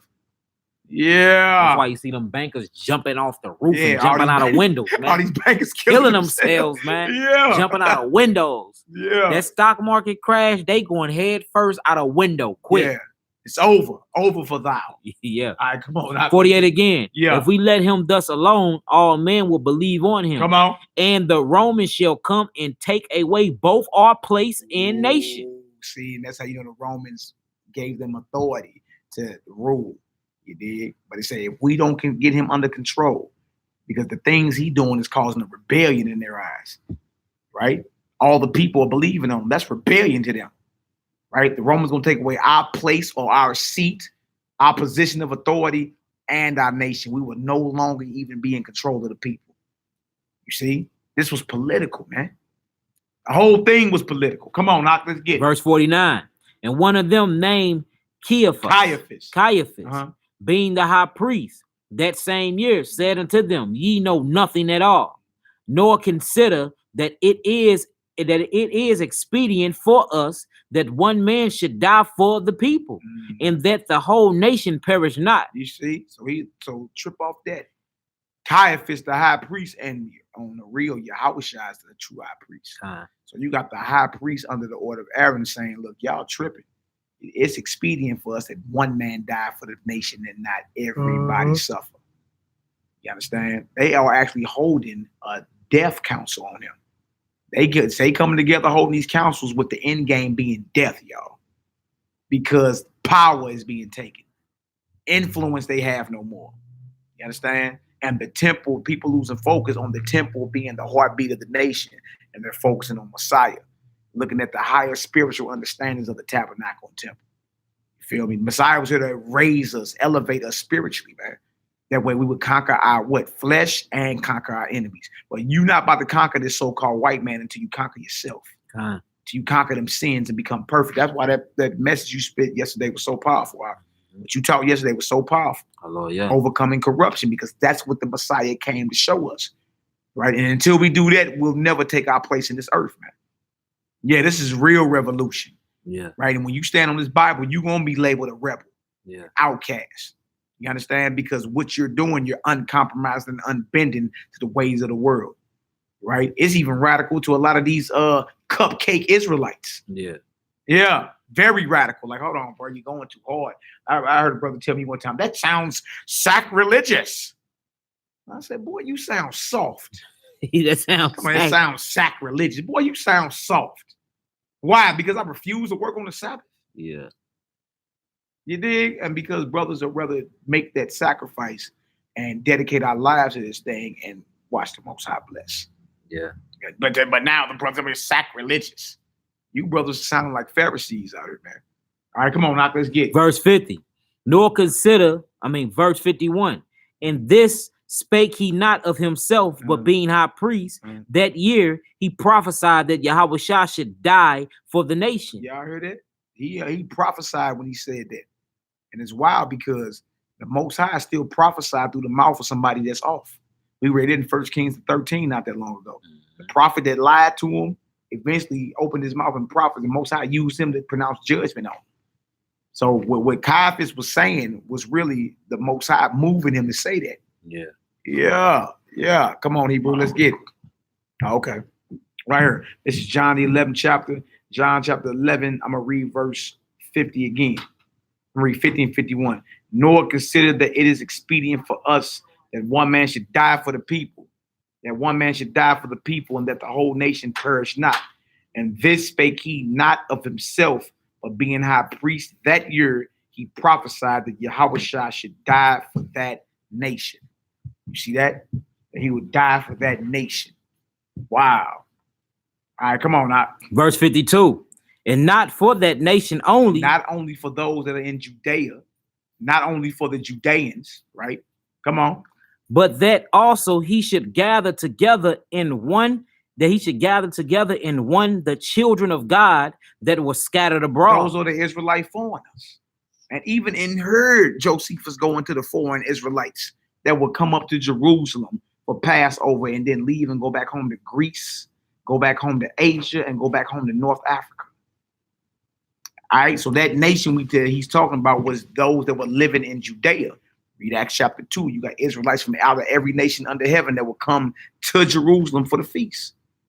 Right? This ain't talking about Ned Flanders, Mr. Rogers. Jerry Seinfeld, Al Pacino, Robert De Niro. It's talking about us. The nation was scattered. Not only for us in Judea, but also for the children of the Almighty that were scattered abroad. All right, go ahead. Let's get it. 53. Mhm. Then from that day forth, they took counsel together for to put him to death. Do y'all see that? This whole thing was political, and they were like, look, we have to assassinate him. Right? They took counsel, meaning they were holding closed door sessions. Counsel with Sanhedrin, judgment, courts, all right, authority to put to death. That means they were holding closed door sessions. They bring out indictments, and they've already rendered judgments. When you see him, it's time to put him down. You see, the whole thing was political. All right, go ahead, Ak, let's get it. Verse 54. Yahushua therefore. That was John 11 and 53, Maurice Clark. All right, come on, Hebrew. 54. Yahushua therefore walked no more openly among the Jews, but went thence unto a country near to the wilderness, unto a city called Ephraim, and there continued with his disciples. So you're looking like, okay, he went out the country. No, see, that's why you got to have a basic understanding of the geography of the land. It's just basically letting you know that he wouldn't walk no more openly in Judea. Feel me? Amongst the Sanhedrin and the Pharisees and them. He went outside of Jerusalem and dwelt in a town called Ephraim. All right, just look the word up. Start looking words up like country and all that. You say, oh, okay, that don't mean he went to Corinth or anything. That don't mean he went to Athens, Greece. He still was in the land of Israel. He didn't walk no more openly in Jerusalem. You feel me? And that shows you that he was what? Ducked off. Yeah, ducked off. He wasn't just all out front like that. It was hard to catch him. That's why they needed off. to use his homeboy to get him. Yeah. Notice it's always the homeboy that's in the clique that fulfill the assassination, man, or hand you over to the people that's gonna do the job. That's why when you teach brother unity or brew unity and true love, that's gonna cut all that out. And that's why they had to get him. Yeah. Once you get all the brothers loving one another, ain't nobody. Why would I give up my brother? Yeah. So they wouldn't even be able to hit Christ if it wasn't for a Judas. If Judas loved Christ like he was supposed to, he wouldn't have never gave him up. Period. Ever. Especially for no money. Yeah. When the scripture say the love of money is the root of all evil. Yeah. I don't love money. There's not even an amount you can give me to hit my brother or to sell him out. It'll never happen. You feel me? You might as well put me down as soon as you try. Yeah. As soon as you offer, you might as well put me down because it ain't happening. All right, go ahead, Doc. Let's get it. We're in the book of John, chapter 11, verse 55. That's the letters of Pontius Pilate. We're going to read it later, light dappers. That's the letters of Pontius Pilate written during his governorship of Judea to his friend Seneca in Rome. We're going to read about the arrest of the Messiah and the trial and execution. According to Pontius Pilate, the Roman, you understand, that condemned him. Wait till you hear from his own mouth how he described Messiah. You understand? And his movement. Wait till you hear it. All right, verse 55. Yeah. And the Jews' Pesach was nigh at hand, and many went out of the country up into Jerusalem before the Pesach to purify themselves. See, so if you were living in Israel as well, you would go to Jerusalem. Right? That's why I say out the country. But if you start looking these words up like country, you're going to see out of the city or the town or the land of Jerusalem. Jerusalem is not the only city in Israel. You got many of Galilee. You got all types of different cities. You know what I'm saying? Bethsaida, Bethel. You understand? You got all types of different cities. So it's just saying that they went up out of their cities and would start going towards Jerusalem, right? Because that's where you had to be at for the feast. All right, go ahead, Al. Let's get it. Verse 56. Then sought they of Yahushua and spake among themselves as they stood in the temple. What think ye, that he will not come to the feast? Now both the chief priests and the Pharisees had given a commandment that if any man knew where he were, he should show it, that they might take him. If you knew where he was, you were supposed to snitch and let us know so we can come in and arrest them. Because even our police officers, our law enforcers were at the headquarters at the temple. Yeah. You see, so the fact that he got at the temple, flipped the tables, got at the money changers, you understand, and then walked out that deal and wasn't arrested, man, please. Everybody ducking. Y'all get some understanding, throw a 7 up in the chat. Next scripture we're going to go to, I want to show you the same thing they was charging Messiah with, they was charging Paul with. Give me Acts 16, 19 to 21. We'll read a couple of these in Acts, and you're going to see it's the same thing, man. When you follow the Messiah and take on the true personality and spirit of him, you become a threat to the establishment. You look at these Sunday churches now, the Creflo Dollar and them ain't no threat. They're not teaching the true gospel, right? That's why the nations and even a lot of these bootlicking elders in Israel, they fear brunity or Israel gathering together. They fear, but that's what the Messiah was teaching. If you're not gathering, you what? Scattering. Yep. He that is not with me is what? Against me. Straight up. That's a revolutionary statement to make, man. You ain't saying, you know, if you feel like joining me, come on. Now, you ain't with me, you against me. Oh, you know, and that's rattling folks. On top of that, don't forget the spiritual power that he had, right? Political assassination of the revolutionary Messiah, right? And we reading it now. If you just slow down and reread what it is, trip off his enemy's response to him, right? They like, look, we got to hold another council, man. Yeah. We got to hold a closed door court session on him. We need to indict him and we need to pronounce judgment on him, death. Y'all know where he at? There's a warrant out for his arrest. Y'all know where he at? Let us know so we can go lock him up. And this how you know it was a warrant out for reward for his arrest, because Judas got the reward. That's how you know it was they put a bag on the Messiah head, man. Yeah. And it was paid off. Mm-hmm. See that? It's crazy. Real talk, man. So now you're getting a deeper understanding than that soft pacifist that didn't try to pass off this whole time to you. Look like he won't bust a grape. Trip off. And that's how you know it was an agenda behind all the Jesus movies we watched growing up. Because whoever that heathen was that played him, boy, did not look convincing. It was super soft. Even when I was a child, I was like, I can't relate to. He like Charles Manson. Yeah. He like Jax Taylor from the Sons of Anarchy. He don't look tough. Yeah. You know, like he'll bust a grape. Yeah. You feel me? But once you slow down and really understand what it is, I'm talking about outside of knowing he was an Israelite from the tribe of Judah, outside of knowing he had woolly hair and dark skin, right? When you slow down and realize and trip off his message and what he really was teaching and the power that he was displaying, hey, he was a threat and he had to be cut off by his enemies. And yeah, they were playing in the prophecy, but trip off the politics that went play here. Trip off the politics that went play. All right, give me Acts 16, 19 through 21. All right, we in the book of Acts, chapter 16, verse 19. And when her master saw that the hope of their gains was gone, they caught Paul and Silas and drew them into the marketplace unto the rulers. Now, the marketplaces, right, or the courts. Yeah. All right, now they outside of Israel at this point. What happened is Paul just cast a spirit of divination off someone in the authority of Messiah. He just cast a spirit of divination off this woman in the authority of Messiah. So guess what? When they figured out they couldn't get no more money, Paul had the money. Yeah. Right? The same spirit the Messiah was in, overthrowing the tables, the money changers. He got at the money. As soon as Paul got at the money, in the authority of a Mashiach, the Messiah, whom they crucified, guess what they did with Paul and Silas? They locked them up and brought them to court, the judgment seats.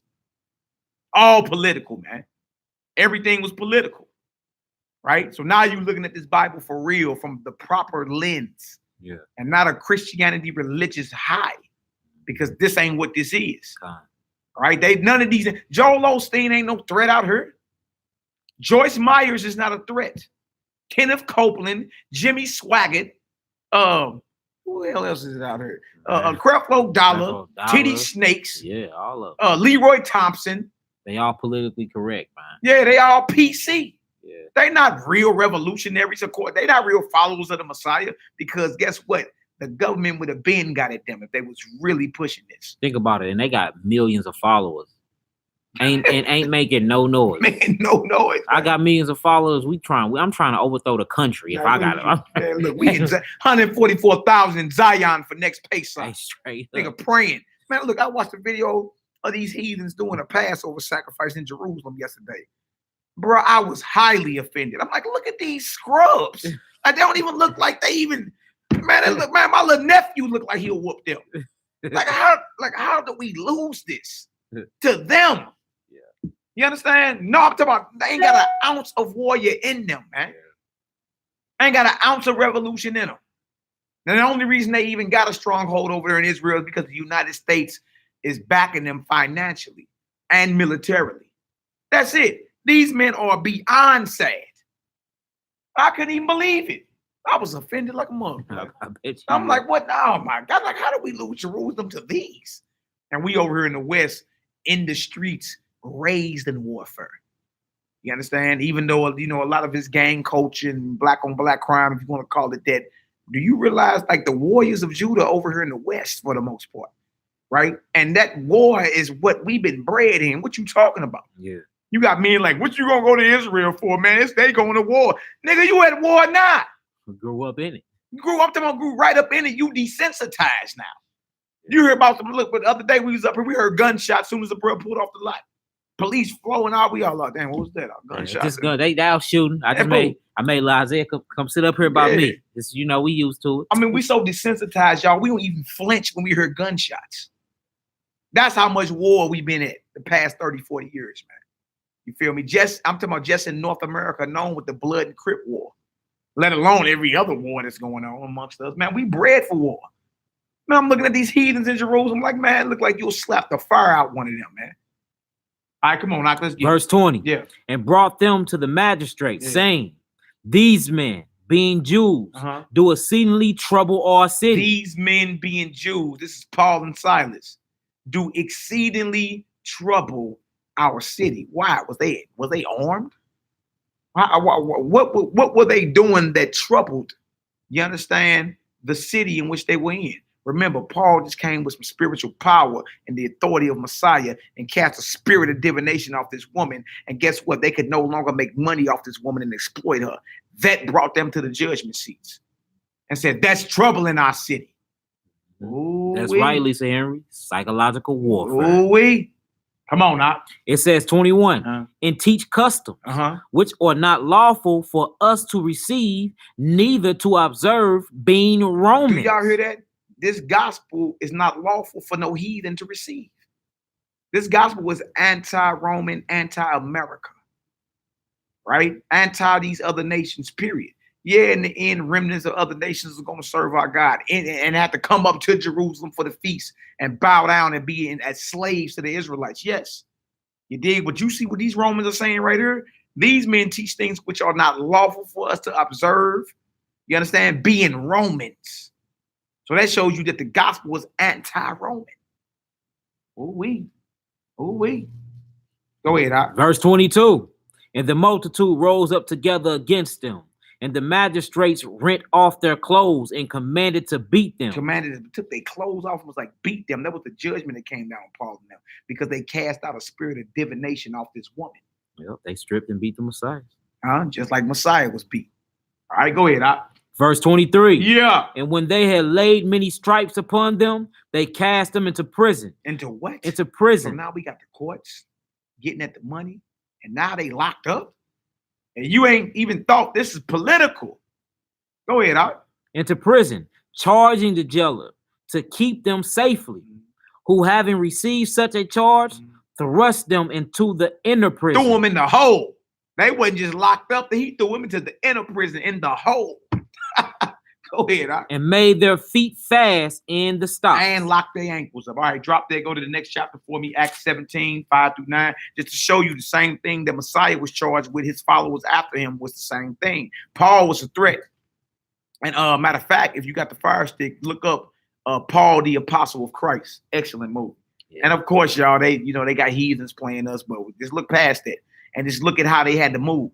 You learn where the real Roman candle came from. Yeah, and Paul kept it gutter. And even though it was heathens, Paul kept it gutter. Let them down in the basket. He was moving and grooving through that deal. All right, we in the book of Acts, chapter 17, one chapter over. We starting at verse 5. You'll see where the real Roman candles came from while you Negroes out there celebrating the 4th of July and buying Roman candles. The Roman candles were Israelites that followed the Messiah that was set on fire in Rome for a public display. Yeah, Roman candles. Roman candle. Meaning, and it usually took place right at when the evening came down. Right. So our burnt bodies lit up tonight, because the Romans set us on fire. That's where a Roman candle come from. So while y'all out there popping y'all fireworks, that's what's going on, man. That's right. All right, so we in the book of Acts, chapter 17, verse 5.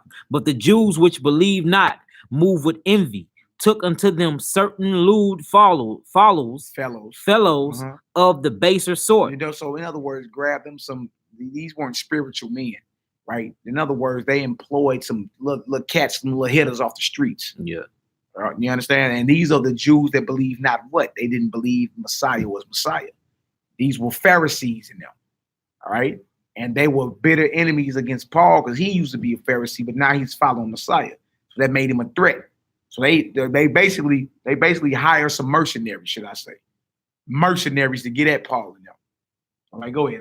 It says, and gathered a company and set all the city on an uproar and assaulted the house of Jason and sought to bring them out to the people. And when they found them not, they drew Jason, a certain brethren of the rulers of the city, crying, these that have turned the world upside down. These who? These that have turned the world upside down or come hither also. You see how powerful this gospel is? They were saying those that have shaken the world to its very foundation with this message of this Messiah who was crucified in Jerusalem under Pontius Pilate. These who have turned the world upside down, they heard too with that same message. This don't sound like what you've been seeing in church on Sunday. Yeah, it don't. Because if it was, guess what? Every church would be under attack. Every church would be a threat. Every leader of every church would be a threat. And that ain't what you're seeing. Everybody's politically correct. Everybody's just trying to get along with every damn body instead of teaching what the scripture says. Because if you really was teaching this, you would be referred to as those who are turning the world upside down. All right, go ahead. Verse 7, whom Jason have received, and these all the contrary to the decrees of Caesar, saying that there is another king, one Yahushua. Y'all hear that? We were teaching that Caesar is not king. Yahushua is king. That's treason in them, boy. That's worthy of death, boy. Yeah, that's worthy of death, like Yaki is saying. Yeah, you heard what they were saying. It's only one king, and that's Alexander the Great in the Maccabee time. Yeah. There's only one king, and that's Caesar. The bootlicker said that. So to come in and be like, look, we don't know about this king. Forget y'all money, forget y'all system. Judgment is coming. Our king, our true king, the Messiah is here. Boy, they hitting heads for that. They straight called that treason. Look, notice the charge they brought on the Messiah. That once he overthrew the tables and declared that he was king, that's when they like, look, we gotta kill him. Now he said he was the son of God. He said he was the king. We gotta take him out. And he overthrowing money. Yeah. He threatened the very Rome that, the very system that was oppressing us, he threatened. Yep, the very system that's still oppressing us. Yeah. This ain't nothing but Rome again. You got a Senate here. Yeah. You got a Senate in Rome. You got a two-party political system. Democrats and Republicans, they had the plebeians and patricians. Yeah. You got a Capitol Hill where they foreign policy, they had Capitol Line Hill. Mm-hmm. You got a Highway 66, they had Apion's Way. Yep. You understand? You got your Coliseum sports. You got the same thing going on here. Football, soccer, all of it. Y'all, I mean, this is Rome again, too. This is Rome, Egypt, Babylon, all balled up into one mess of confusion. Ooh, the melting pot. Yeah. That great whore, boy. It's the same exact thing. So if the gospel was against Rome then, it's against Rome now.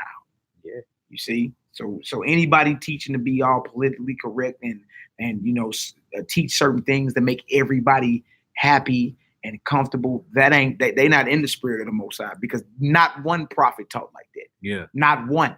I ain't seen one. If so, none of these men would have been killed. Yeah. None of them would have been persecuted. Yeah. They would have been hired as bootleggers. Yeah. Would have been hired. So for Hebrew teachers that's teaching politically correct, you might as well get paid. You might as well get paid by the white man to be bootlegger. You might as well be an agent. Go join, get you a 501c3, put you a suit on with a little handkerchief up there in the pocket. Get you some cufflinks and some slick bottoms. Throw on that stinking ass Old Spice and sleep the flock and fleece the flock. You might as well.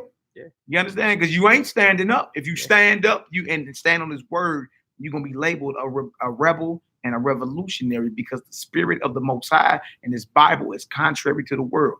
You are not given this truth to try to please everybody, man. Yeah. And if that's your spirit, that's not the Holy Spirit. No, at all. Nope. All right, go ahead. Verse 8, and they troubled the people and the rulers of the city when they heard these things. And when they had taken security of Jason and of the others, they let them go. Go to verse 10 real quick. Verse 10. And the brethren immediately sent away Shaul and Silas by night. Hey, y'all got to get up out of here. Y'all got to get up out of here, man. Y'all mess around and caused a riot around here. That's deep. Unto Berea. Yeah. Who coming thither went to the synagogues of the Jews. See, notice wherever they went, there was already synagogues established. Yeah. And that's where they would go to hear the law and the prophets, and then they would come in and teach Messiah in the synagogues out of the law and the prophets. All right. Next, give me Acts 24. Acts 24. Give me start at verse 5 for me. This is Paul on trial.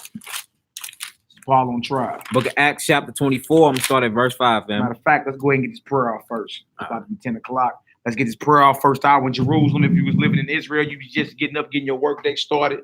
Let's go ahead and get this prayer off in the Hebrew, and then we go into Acts 24, and then we're gonna read about the trial and execution of Messiah, and then we're gonna read it out of the letters of Pontius Pilate. And you're gonna see. You're gonna see. You understand? I pray y'all get some understanding. And again, the assassination, the political assassination of the revolutionary Messiah. It's what it is, right? And this is the spirit they scared for you to take on. Because once you understand this, guess what you're going to be doing? You're going to start loving your people. You're going to start uniting with your people under the teachings of the Messiah. How y'all going to unite with them under the teachings of Messiah? We follow his teachings. That's what it's about. All right. So when y'all face Jerusalem, y'all know how we pray.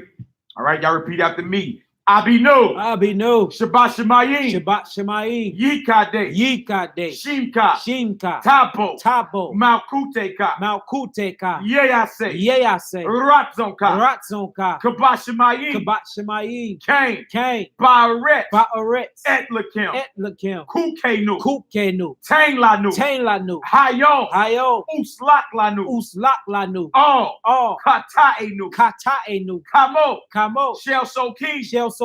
Gam. Gam. Anaknu. Anaknu. Lakotin. Lakotin. Lanu. Lanu. Wa'o. Wa'o. Tabienu. Tabienu. Lide. Lide. Nisayon. Nisayo. Ki. Ki. E. E. Kotzenu. Kotzenu. Minhara. Mimhara. Kilaka. Kilaka. Hamamlaka. Hamamlaka. Wahagbura. Wahagbura. Wahatifaret. Wahatifaret. Laome. Laome. Olami. Olami. Amen. Amen. Hallelujah. Hallelujah. Hallelujah. Hallelujah. Hallelujah. Hallelujah. Praise the mighty Yah. Hallelujah. In English. Our Father Our Father in heaven. in heaven. Holy is your name. Holy is your name. May your kingdom come. May your kingdom come. And your will be done. And your will be done on earth on earth as it is in heaven. as it is in heaven. Give us this day Give us this day our daily bread. our daily bread. And forgive us our sins. And forgive us our sins. As we also have forgiven those have forgiven those who sinned who against us. sinned against us. And lead us not into And temptation, lead us not into temptation, but deliver us but deliver us from the evil from one. the evil one. For yours is the For kingdom yours is the kingdom and the power and the power and the glory and the glory forever forever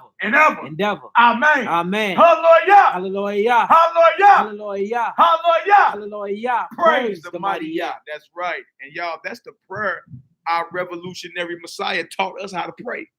He said what? They asked him, teach us how to pray. Teach us how to pray. You feel me? And that's how he responded. If you're gonna pray, this is how you're supposed to pray. You feel me? So all praises, all glory, all honor to the Most High. That's right. Praise the mighty Yah. Hosea, Bon Israel in the building, sons of light, my brethren, my comrade in the spirit and in the flesh. May the Most High bless you, bro. Yeah, the Roman Empire was the first COINTELPRO. You ain't lying. And yeah, Christians, those Greeks invented naked wrestling. Straight up, man. Utter madness. All right. So next we're going to go to Acts 24. And this is Paul. And look, I just want to show that the Messiah and all those that follow him. Because you be like, well, that was him. We ain't got to go that hard. Then why did Paul and them go that hard? Why did Peter and them go that hard? Why were they threats? If when y'all get a chance, Google the death of the 12 disciples. Just Google it. And what you're going to find out is this. Every last one of them met a violent end. You think they met that because they were compromising? You think they met that violent end because they just were, you know what I'm saying, so politically correct and just, even killed? You feel me? Compromising. You think that's why they were murdered the way they were? No, man. Again, if you dealing with anybody, I don't care who it is, it could be a church pastor or somebody that's into Islam or somebody that claim they're Hebrew and they claim they're teaching this thing, man. You feel me? If they are in the spirit of tap dancing, winging answers, and trying to make everybody feel smooth about the message that this Bible was coming with, instead of challenging people. Sometimes, not sometimes, all the time, you need to hear it straight up. Yeah.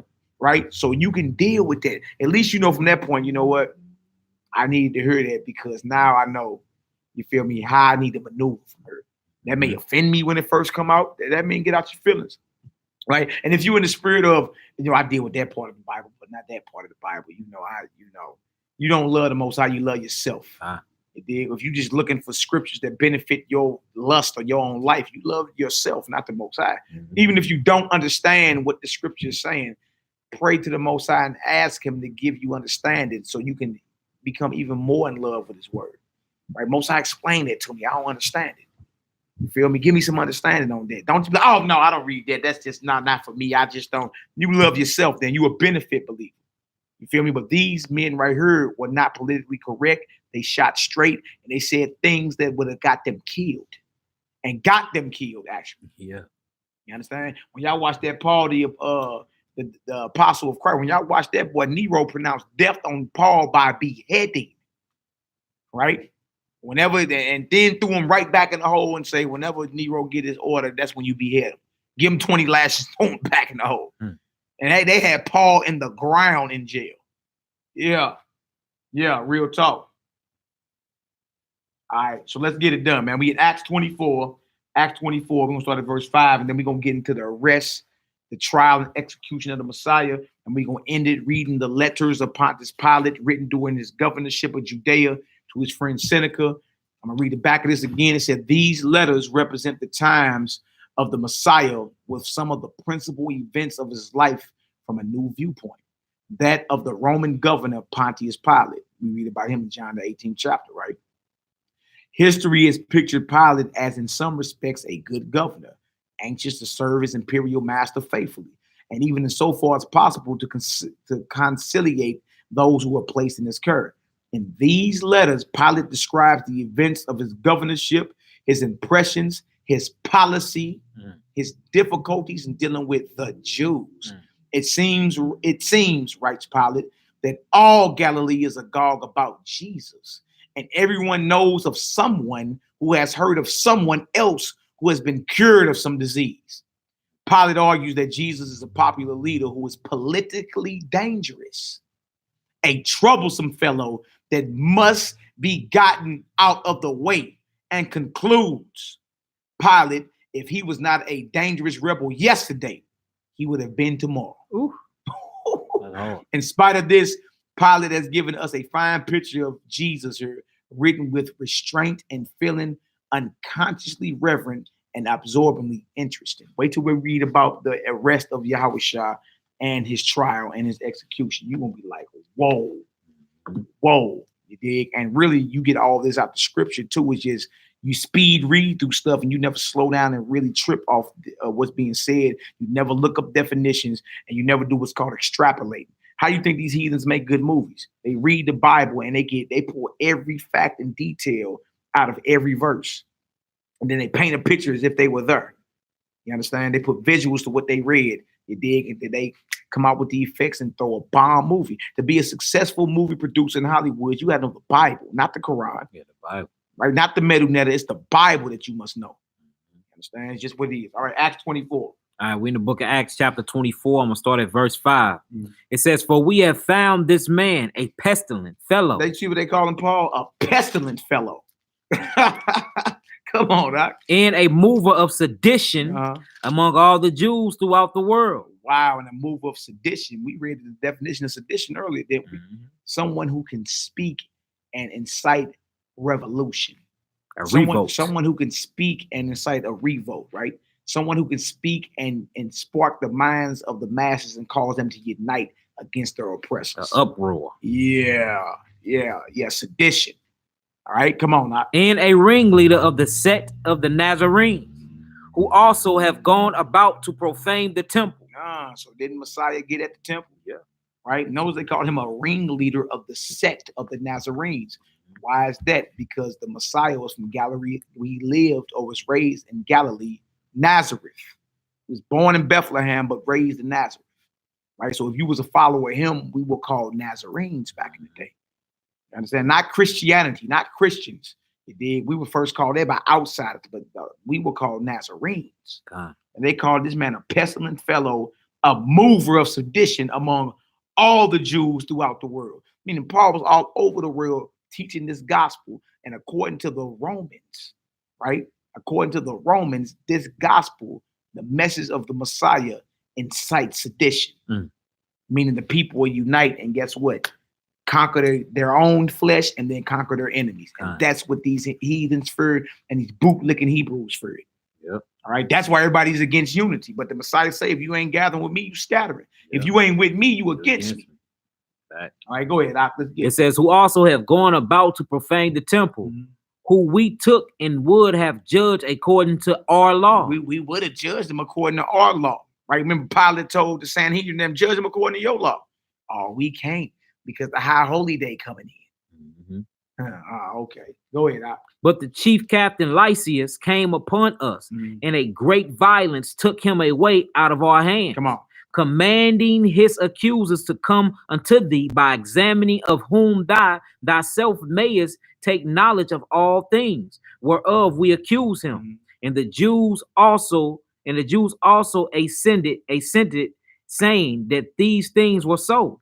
Then Shaul, after the governor had beckoned unto him to speak, answered, for as much as I know that thou have been of many years a judge unto this nation, I do more cheerfully answer for myself, because that thou mayest understand that there are yet but 12 days since I went up to Jerusalem for to worship. Now, men were their own lawyers back then.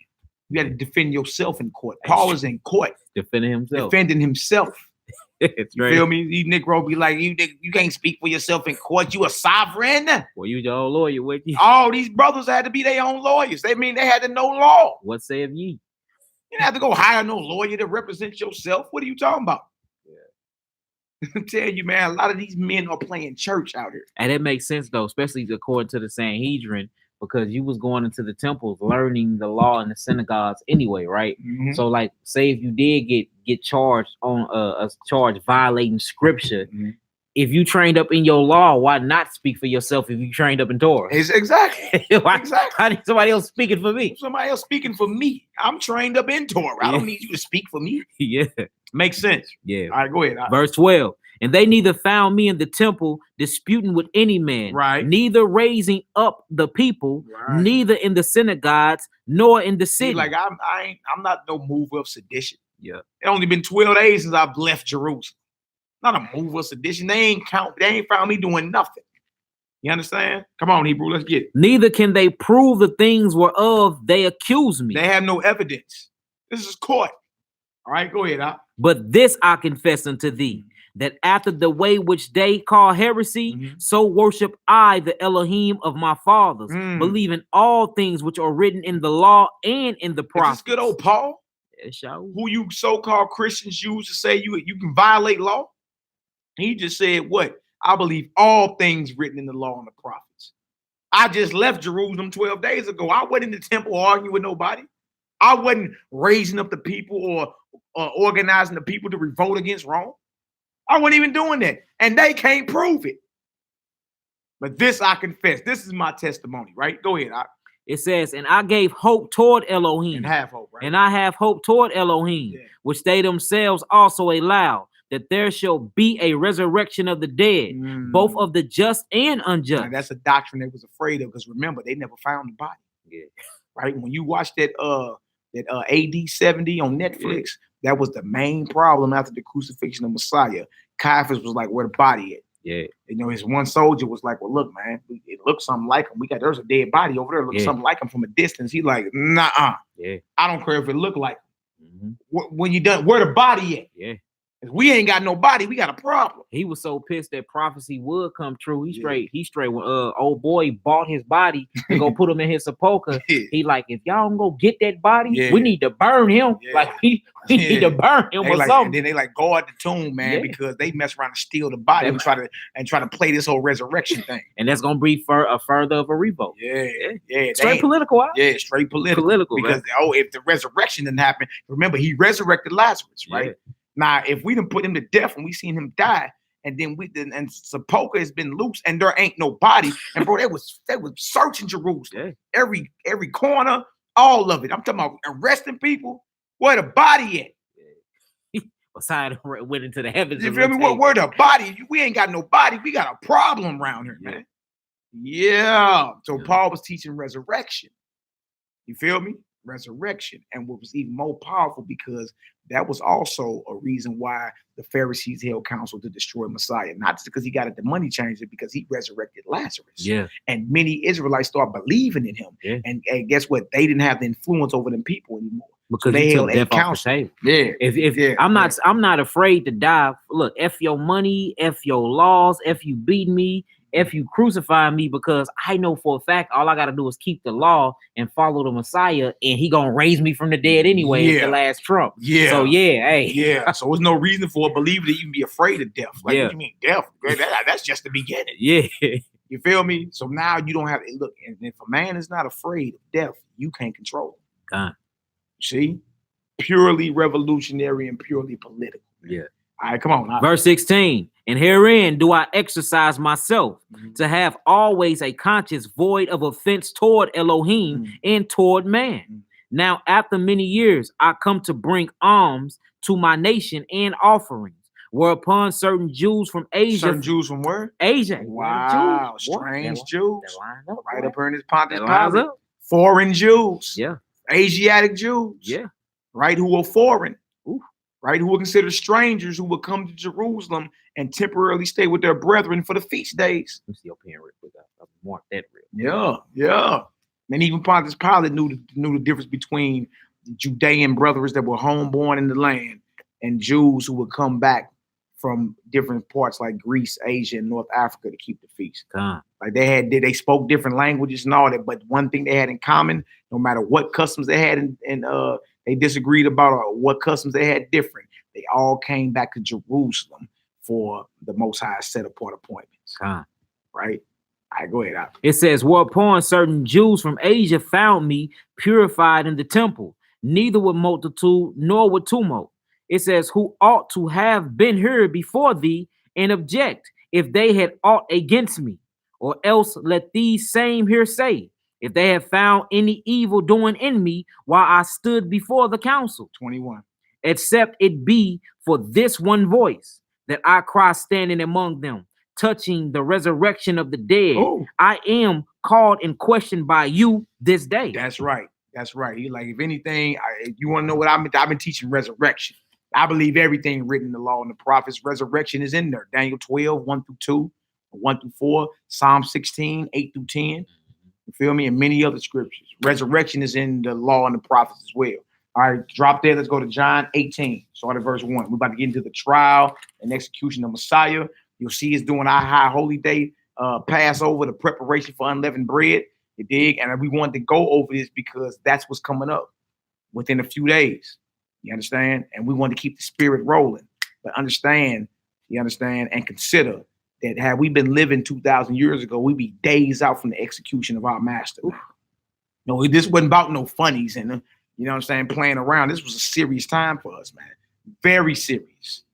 Hey, You understand? And you ought to take it serious. Go ahead. Shaul straight said, look, certain Asiatic Jews seen me. If they had something to say against me, they'd be here. They should have been here. They should have been here. Yeah. But notice he said Asiatic. Why would he say that? Why would he put them in a location of them that they own, but he called them Jews? Huh? Yeah, and then Acts the 2nd chapter. What? And where Jerusalem Jews, devout men out of every nation under heaven. Out of every nation. That don't mean Jews were there and then devout heathens were there out of every nation. That don't mean that. You feel me? And men have been winging that scripture for so long. You're like, bro, that don't mean that. What are you talking about? Even in Pontius Pilate knew the difference.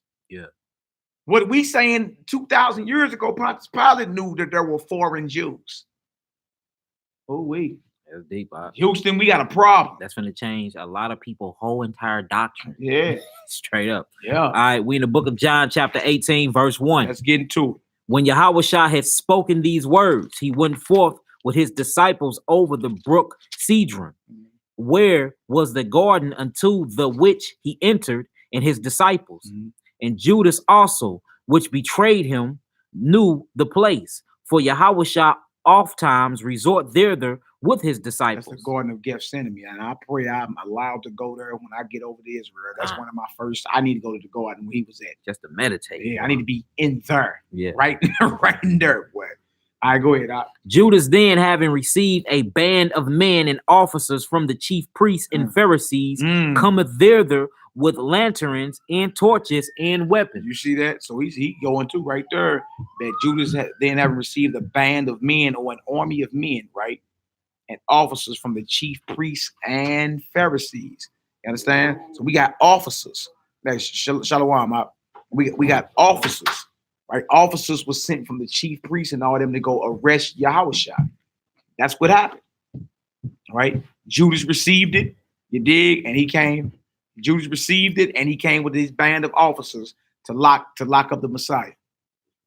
Yeah. No. The camera recorded. Yeah, just leave everything. Yeah, we all good. Just sit down. No. That ain't on there. We cool. All right, read it again, Hebrew. All right, verse 3. Judas then, having received a band of men and officers from the chief priests and Pharisees, cometh thither with lanterns and torches and weapons. Dang. Come on. Yahushua therefore, knowing all things that should come upon him, went forth and said unto them, Who seek ye? You see how the Messiah, he wasn't afraid. Came right. Who you looking for? Right? You police come knocking at that door. You be, all scared and ducking and shh, be quiet. No, he went forth and met them. Who you looking for? Yeah. All right, go ahead. Then answered him Yahushua the Nazareth. Yahushua said unto them, I am he. And Judas also, which betrayed him, stood with them. As soon then as he had said unto them, I am he, they went backwards and fell to the ground. You see how powerful he is? His words, right? I am he. The entire everybody hit the deck. Bow! Yeah, that's hard. Backwards and fell to the ground. Who got the real power? Right? He let them arrest him. I'm talking about exactly. I let y'all arrest me. You dig? And trip off that, man. Judah's gonna have that. You dig? When we in Jerusalem bank, we're gonna have the power to speak and our enemies flee. You see? The Messiah doing it. Greater things you gonna do. Yeah. That's why they fear us. They fear us being where we supposed to be on the Most High set apart appointments, praying before the Most High. Because our prayers are even more powerful than theirs. You dig? Messiah speak, they all hit the deck. Bow! All right, go ahead. Verse 7. Then asked he them again, Who seek ye? And they said, Yahushua of Nazareth. Yahushua answered, I have told you that I am he. If therefore ye seek me, let these go their way. You see how solid the Messiah is? Let my people go. Let my friends go. Yeah. You looking for me, here I am. Let my disciples lead. That's hard. Right? Not like you today. You get caught and be like, come on, dog. They caught us. Nah, that ain't how the Messiah. Messiah was a straight up revolutionary, man. Straight revolutionary. And wasn't scared to get arrested. Yeah. Who you looking for? As soon as he spoke, they all hit the ground. Bow! Get back up, straighten their stuff up. Who you looking for? They say it again. Well, look, I told you I'm he. And since you looking for me, let these go. That's solid, man.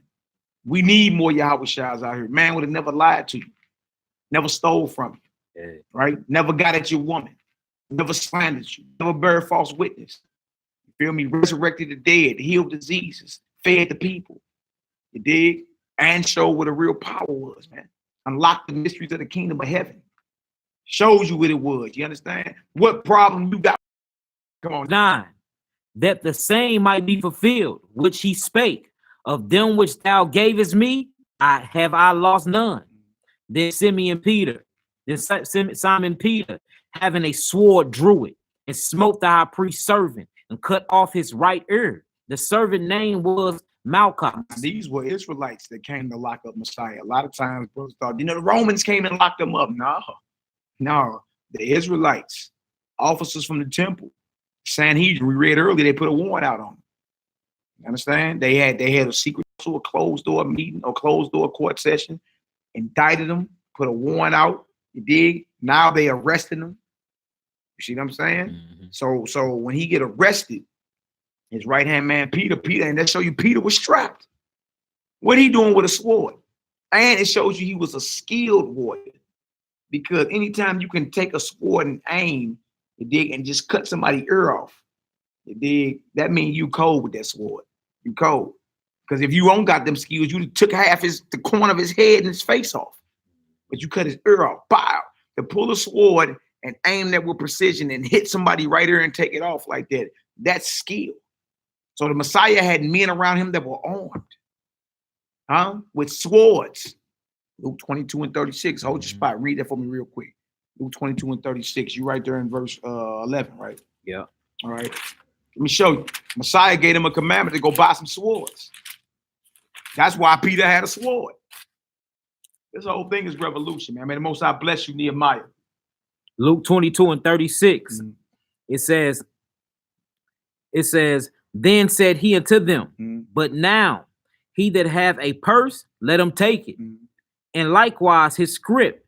And he that have no sword, let him sell his garments and buy one. Let him sell his garments and buy one. With the Messiah giving the order to his disciples to buy a sword for. Hey, we going to war, right? What is all that? And you like, oh no, man of God will have weapons. Then why his disciples got swords? Yeah. Why Peter even had a sword to cut off dude? Yeah, he had warriors around him, man. We come from a long line of warriors, man. But your war got to be for a righteous cause, man. How about it be for the cause of Mashiach? Yeah. And the redemption of Zion. How about that? All right, go ahead. You can keep reading back in there. We're back in John 18, verse 11. Yeah. Then said Yahushua to Peter, put thy sword into thy sheath. The cup which my Father have given me, shall I not drink it? He's like, look, man, I got to fulfill prophecy. Put your sword up, man. I'm saying, man, put your strap up. What you doing? I got to drink this cup. Right? A sword ain't going to get us up out of this situation. You stockpiling weapons ain't going to get Zion out of this situation, even though they war strapped. You understand? Because anytime you're going to have to defend yourself. Look, spiritual war turns physical. You understand? If a legion possessed heathen walk through these doors right here and try to get our children and our babies, we got to lay them down. What you mean? You're getting shot the F down. Yeah, we have to lay him down for that. You feel me? So spiritual war turns physical. The fact that he told them to go buy a sword and the fact that Peter had a sword, you understand, proves that they were armed men. Don't nobody want to deal with that. All right, come on, Hebrew. It says, then the band and the captain and officers of the Jews took Yahushua and bound him and led him led him away to Ananias first, for he was father-in-law to Caiaphas, which was the high priest that same year. So they took him to the high priest father-in-law first. You understand? When y'all watch that AD 70 on Netflix, you're gonna see all these characters. You're gonna be like, oh, that's how all that played out, man. Dang.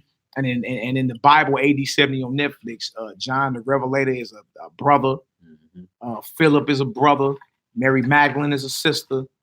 There's a couple more brothers and sisters in there. I'm talking about straight disciples that roll with him. Yeah, of course, they got the Messiah as a Caucasoid. They had John looking kind of fat, like he wouldn't, you know what I'm saying? Yeah. Like, I'm like, you ain't been eating nothing. Yeah.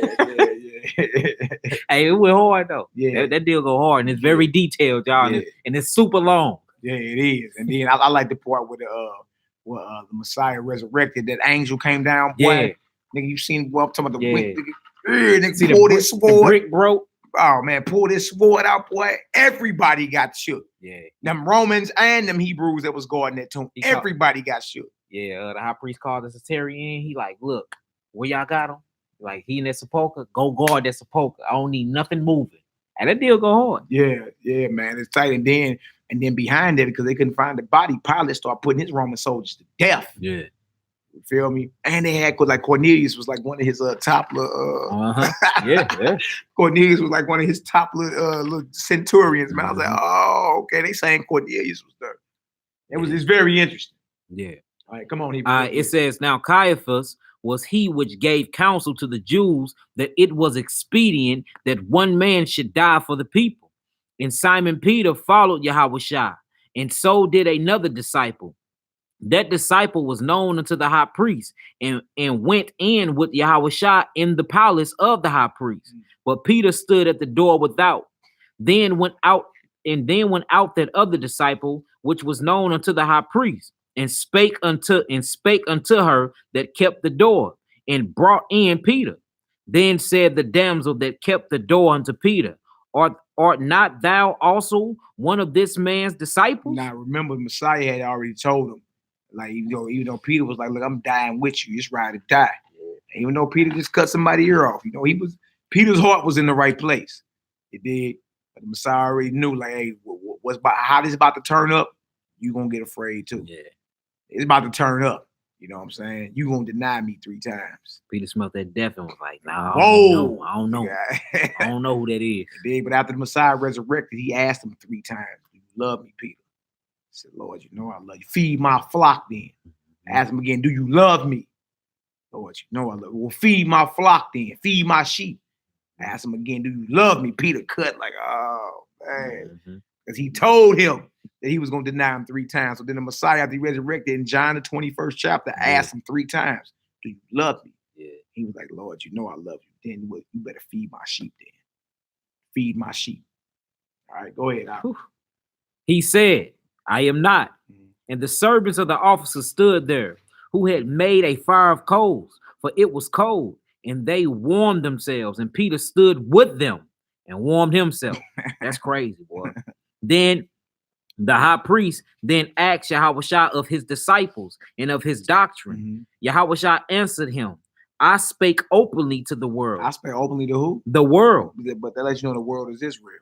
Because who else were you speaking openly to? Yeah. You see, for God so loved the world that he gave his own. What world did God love that he sent his only begotten son to? Yeah. Y'all really stop winging John 3:16 as well, man. Like this, like it's a lack of study. Isaiah 45:17. The world don't mean the planet. Yeah. Or the earth. It means a certain society. Yeah. Isaiah 45:17. Israel shall be saved in Yahweh with an everlasting salvation. You should not be confounded. World without end. Israel is the world. Right. So when Yahweh said, I spake openly to the world, where was he speaking at? Yeah. In all the synagogues in Israel and in the temple in Jerusalem. Yeah. Speaking of Israelites. Yeah, he wasn't in Russia speaking. Nah. Right. He wasn't in the Philippines. He wasn't in Nova Scotia. He wasn't in Canada. He was in Israel. That's the world he was talking about. Yeah. All right, come on, let's get it. It says, I spake openly to the world. Yeah. I ever taught in the synagogues and in the temple, whether the Jews always resort. Oh, see, so the temple was the main spot. No matter what you was talking about, whether it was money, whether it was education, whether it was healing, you understand? Whatever you talking about, it was going down the temple. The priests lived in the temple and the priest quarters and all that. And the discourses between different parties of Israelites went on right there. God. And every day there were hundreds, if not thousands of Israelites at the temple. Because that's where you went. All right, go ahead. And in secret have I said nothing. Why axest thou me? Ask them which heard me. What I have said unto them. Behold, they know what I said. They know. So he defended himself again in court, locked up, drew before the judgment seats after they held a closed door court session on him. Yeah, right. Counsel with the Sanhedrin. Wicked counsel. They indicted him. A wicked counsel. We know about those. Yes, too. we do. They indicted him. They put a warrant out. He's arrested. Now he's in court. I asked them, they know what I said. Do it sound like he in there? Oh, I like he cowering down. I spoke openly to the world in the temple where all y'all be at. I asked them, they know. Messiah was revolutionary, man. Yeah. Come on, let's get it. And when he had thus spoken, one of the officers which stood by struck Yahushua with the palm of his hand, saying, answereth thou the high priest so? Man, can you imagine in that day, man, boy? Hit the most, boy, you don't hit the most I only begot. And that come back boy on judgment day. Well, let me run that back. You the joker that slapped me? It's gonna be a problem, Mark. It might be over for thou. Boy, you slapped up the Mashiach, boy. That's great. Oh, boy, I would be beyond afraid. Boy, you done slapped the Messiah across the jaw. Yeah. And that get brought back up on the day of judgment on vow. Yeah. Oh my God. Bro, it may not be well for that Hebrew in that day, boy.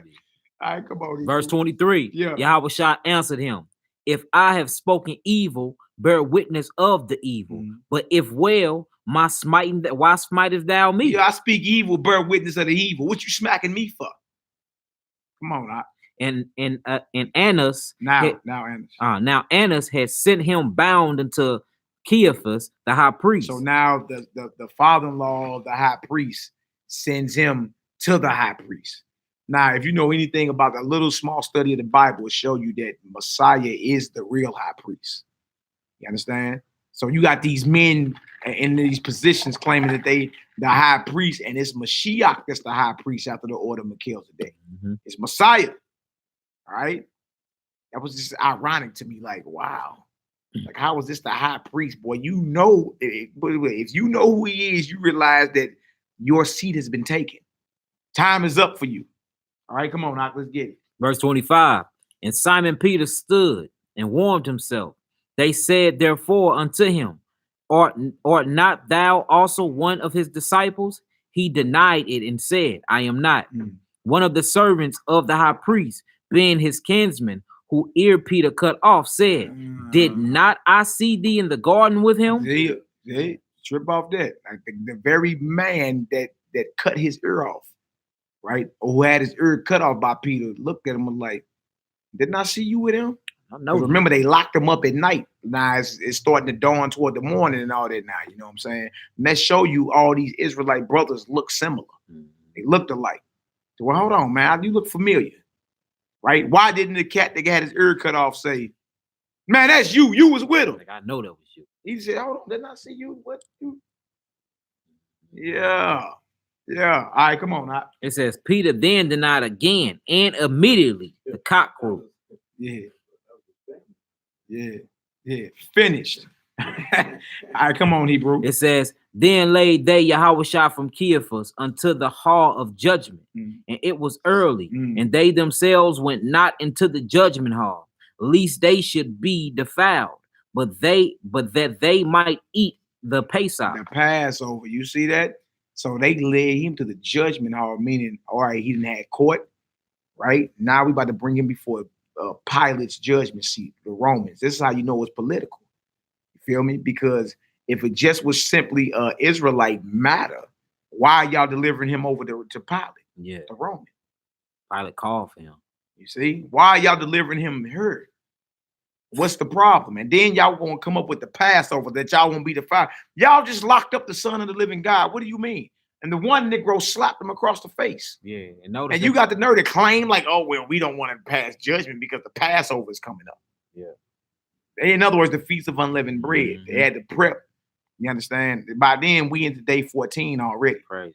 Right. By the eve of the 14th day, all the lambs had to been killed and roasted and ready for Passover, going into the Feast of Unleavened Bread. We in day 14 now. We in his trial and about to be his execution. Right. By the 9th hour, the 14th day, he had already expired. They pulled him off the sepulchre. Put him off the cross or the execution stake and laid him in a sepulchre that nobody had ever laid before. You feel me? This is hours before he get executed. And this is on the 14th of Abib. The evening of Abib is when Passover kick off. By the time the sun down, we into the Feast of Unleavened Bread. That's why they said we don't want to get defiled because the Feast of Unleavened Bread is coming in. All right. Or a Sabbath. All right, go ahead. They answered and said unto him, if he were not a malefactor, a malefactor, we would not have delivered him unto thee. Can you look that up? Look that up for me, Hebrew. Malefactor. Malefactor. If he was not a malefactor, what that mean? It's serious, man. And we want to stay in the spirit of Passover to let people know how serious this thing is, right? If you realize 2,000 years ago, we would be hours out from his execution, then anything you got a problem with within your own personal life, man, that takes a backseat to this. Straight up. We're supposed to be focused. Like, man, hold on, the Messiah was murdered, assassinated, executed. You feel me? What we argue about? What do we got going on that this is not on our mind here? You see? What did it say? Strong's G 2555. Karkapoyas. Karkapoyas. It says Karkapoyas, which is G2555. It says an evildoer. A what? An evildoer. They told Pilate if he was not an evildoer, we wouldn't have delivered him to you. What did he do that was evil? A criminal. What? A criminal. What law did he break? Boy, that's deep. Boy. That day of judgment gonna be heavy for them. A criminal, a troublemaker, a bad doer, a bad doer. We wouldn't have delivered you, and we wouldn't have delivered him to you, Mr. Roman, had he not been a criminal. What crime? What law was violated? He violated their law. All right, come on, now let's get it. All right, it says, verse 31. That's right, Jose. He spoke against the political leaders. Yeah, violated their law. Then said Pilate unto them, take ye him and judge him according to your law. The Jews therefore said unto him, it is not lawful for us to put any man to death. This thing done went too far. Y'all talking about murdering him? Why? What's the problem? And again, y'all, murder is a byproduct of hatred. Yeah. You dig? Had the brothers just loved one another, it would have never went down to this. Now we understand prophecy had to be fulfilled, but understand the emotion of man that was involved here. You understand? Understand the strings of prophecy being pulled and how men were hating one another. Right? These men hated Messiah. Right? Had they not hated him, he would have never been brought before the judgment seats. They would have never been having holding councils to kill him. They would have never indicted him. They would have never put a warrant out for him, and they never would have arrested him. That's why it's important for Israel to love one another. Feel me? Because you look up and be handing your brother over to the damn heathen. You see, we need to learn that, man, because our Messiah was assassinated because Israel didn't love one another, man. And again, y'all don't get simple. We all know prophecy had to be fulfilled. You understand? But the same thing go on today. Same thing go on today. Your people will sell you out and hand you over to the white man. You feel me? Because you don't love one another. All right, go ahead, Doc. Let's get it. Verse 32. That the saying of Yahushua might be fulfilled, which he spake, signifying what death he should die. Then Pilate entered into the judgment hall again, and called Yahushua, and said unto him, art thou the king of the Jews? Yahushua answered him, sayest thou these things of thyself, or did others tell it thee of me? You asking me because you want to know, or you ask me because somebody told you? You see, the Messiah was shooting straight, bro, even in judgment. Yeah. This man about to put him to death. You asking me because you want to know, or you asking me because that's what you heard? Oh, yeah. Oh, this man is beyond the problem because he ain't even afraid of death, man. All right, go ahead. Let's get it. Yahushua answered, saying, sayest thou this thing of thyself, or did others tell it thee of me? Pilate answered, am I a Jew? No. Thy own nation and the chief priest had delivered thee unto me. What have thou done? He's like, look, I'm not a Jew. Am I a Jew? Your own nation delivered you to me. You see? And that's that spirit we got to get the hell about this nation, man. We got to get that about the nation, the spirit of hating your brothers and hating your sisters, man. That's why he say, love your enemies. It was about us. Because until we do that, we can never heal. The enemies are those of your own nation. Love those that hate you. Pray for those that despitefully use you, and bless those that curse you. He was talking about how we supposed to deal with each other. You understand? Until we get into that spirit, we will never heal as a nation, and we'll never take our rightful place in this earth. Your own nation delivered you up. Now, trip off all our leaders that were a threat and that was taken out. You feel me? Like their own people around them sold them out. Trip off the assassination of Fred Hampton. He wasn't but 20 years old. And it was a bootlicking Negro that was reporting to the FBI because he was on probation. Reporting to the FBI on where Fred Hampton was. Them heathens came in that hotel, boy. Shot it up. Man, shot from the ceiling through the floor and from every wall in that deal. Yeah. That man was murdered in the bed next to his pregnant wife, Fred Hampton Sr. Fred Hampton was only 20 years old. Yeah. Died in 1969, man. Yeah. 20 years old, but because he had a mouth that could unite the people, he was feared. Yep, they say right. Take him out. Oh, Jose, over 1,000 rounds. Yeah, take him out. And bragged on him once they confirmed the kill. Bragged on it. See, and that they call that sedition. When you got the ability to speak and spark the minds of the people to unite, first to conquer that flesh and then conquer their enemies. You can't conquer the Romans if you ain't conquered your sin. You got to conquer flesh first. That's what Yahushua came to show us. Once we do that, we can take our enemies down. That's what they were afraid of. Like, whoa. Now, when we read this Pontius Pilate, you're going to see. Everybody going to like, man, look, Messiah referred to as a revolutionary radical in her. Now it makes sense now that we reading this in the Bible right here. You understand? It makes sense once you start reading things or historical pieces too to add with the Bible. It's like, oh, that's why that was done. Revolutionary. And if you're not gathering, you are scattering. If you ain't with Messiah, you against him. All right, go ahead, Doc. Let's get it. Yahweh answered, my kingdom is not of this world.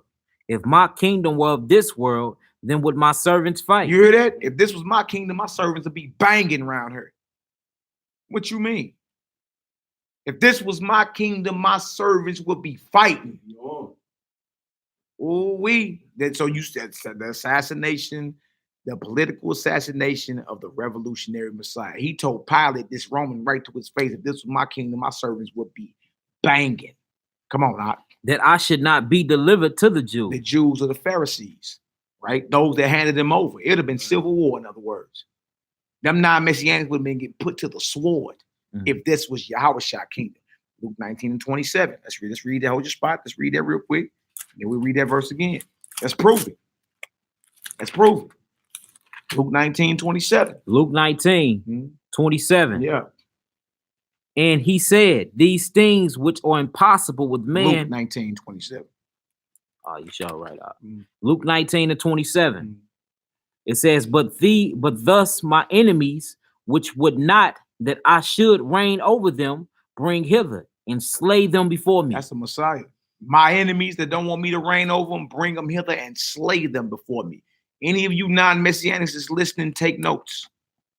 It's time for you brothers to repent and bow your neck in subjection to the Son of the living power, man. Because he said to Pilate, if this was my kingdom, my servants would be fighting. That I would even got arrested if this was my kingdom. Wouldn't have been none of that. Wouldn't have been none of that. You showing up and locking me up had this been my kingdom. Yeah. All right, come on, Doc, let's get it. All right, we back in John 18, verse 36. And Yahweh answered, my kingdom is not of this world. If my kingdom were of this world, then would my servants fight. That's right. That I should not be delivered to the Jews. Come on. But now is my kingdom not from him. Pilate therefore said unto him, Art thou a king then? Are you a king then? Like, what's going on? Are you a king? Come on. Yahweh answered, thou sayest that I am a king. To this end was I born. To this what? To this end was I born. I was born king. I was born for this. This is my purpose. To this end was I born. Come on, Doc. And from this cause came I into the world. Oh, yeah, that's hard. Oh, and for this cause I came into the world. Come on, Doc. That I should bear witness unto the truth. Right.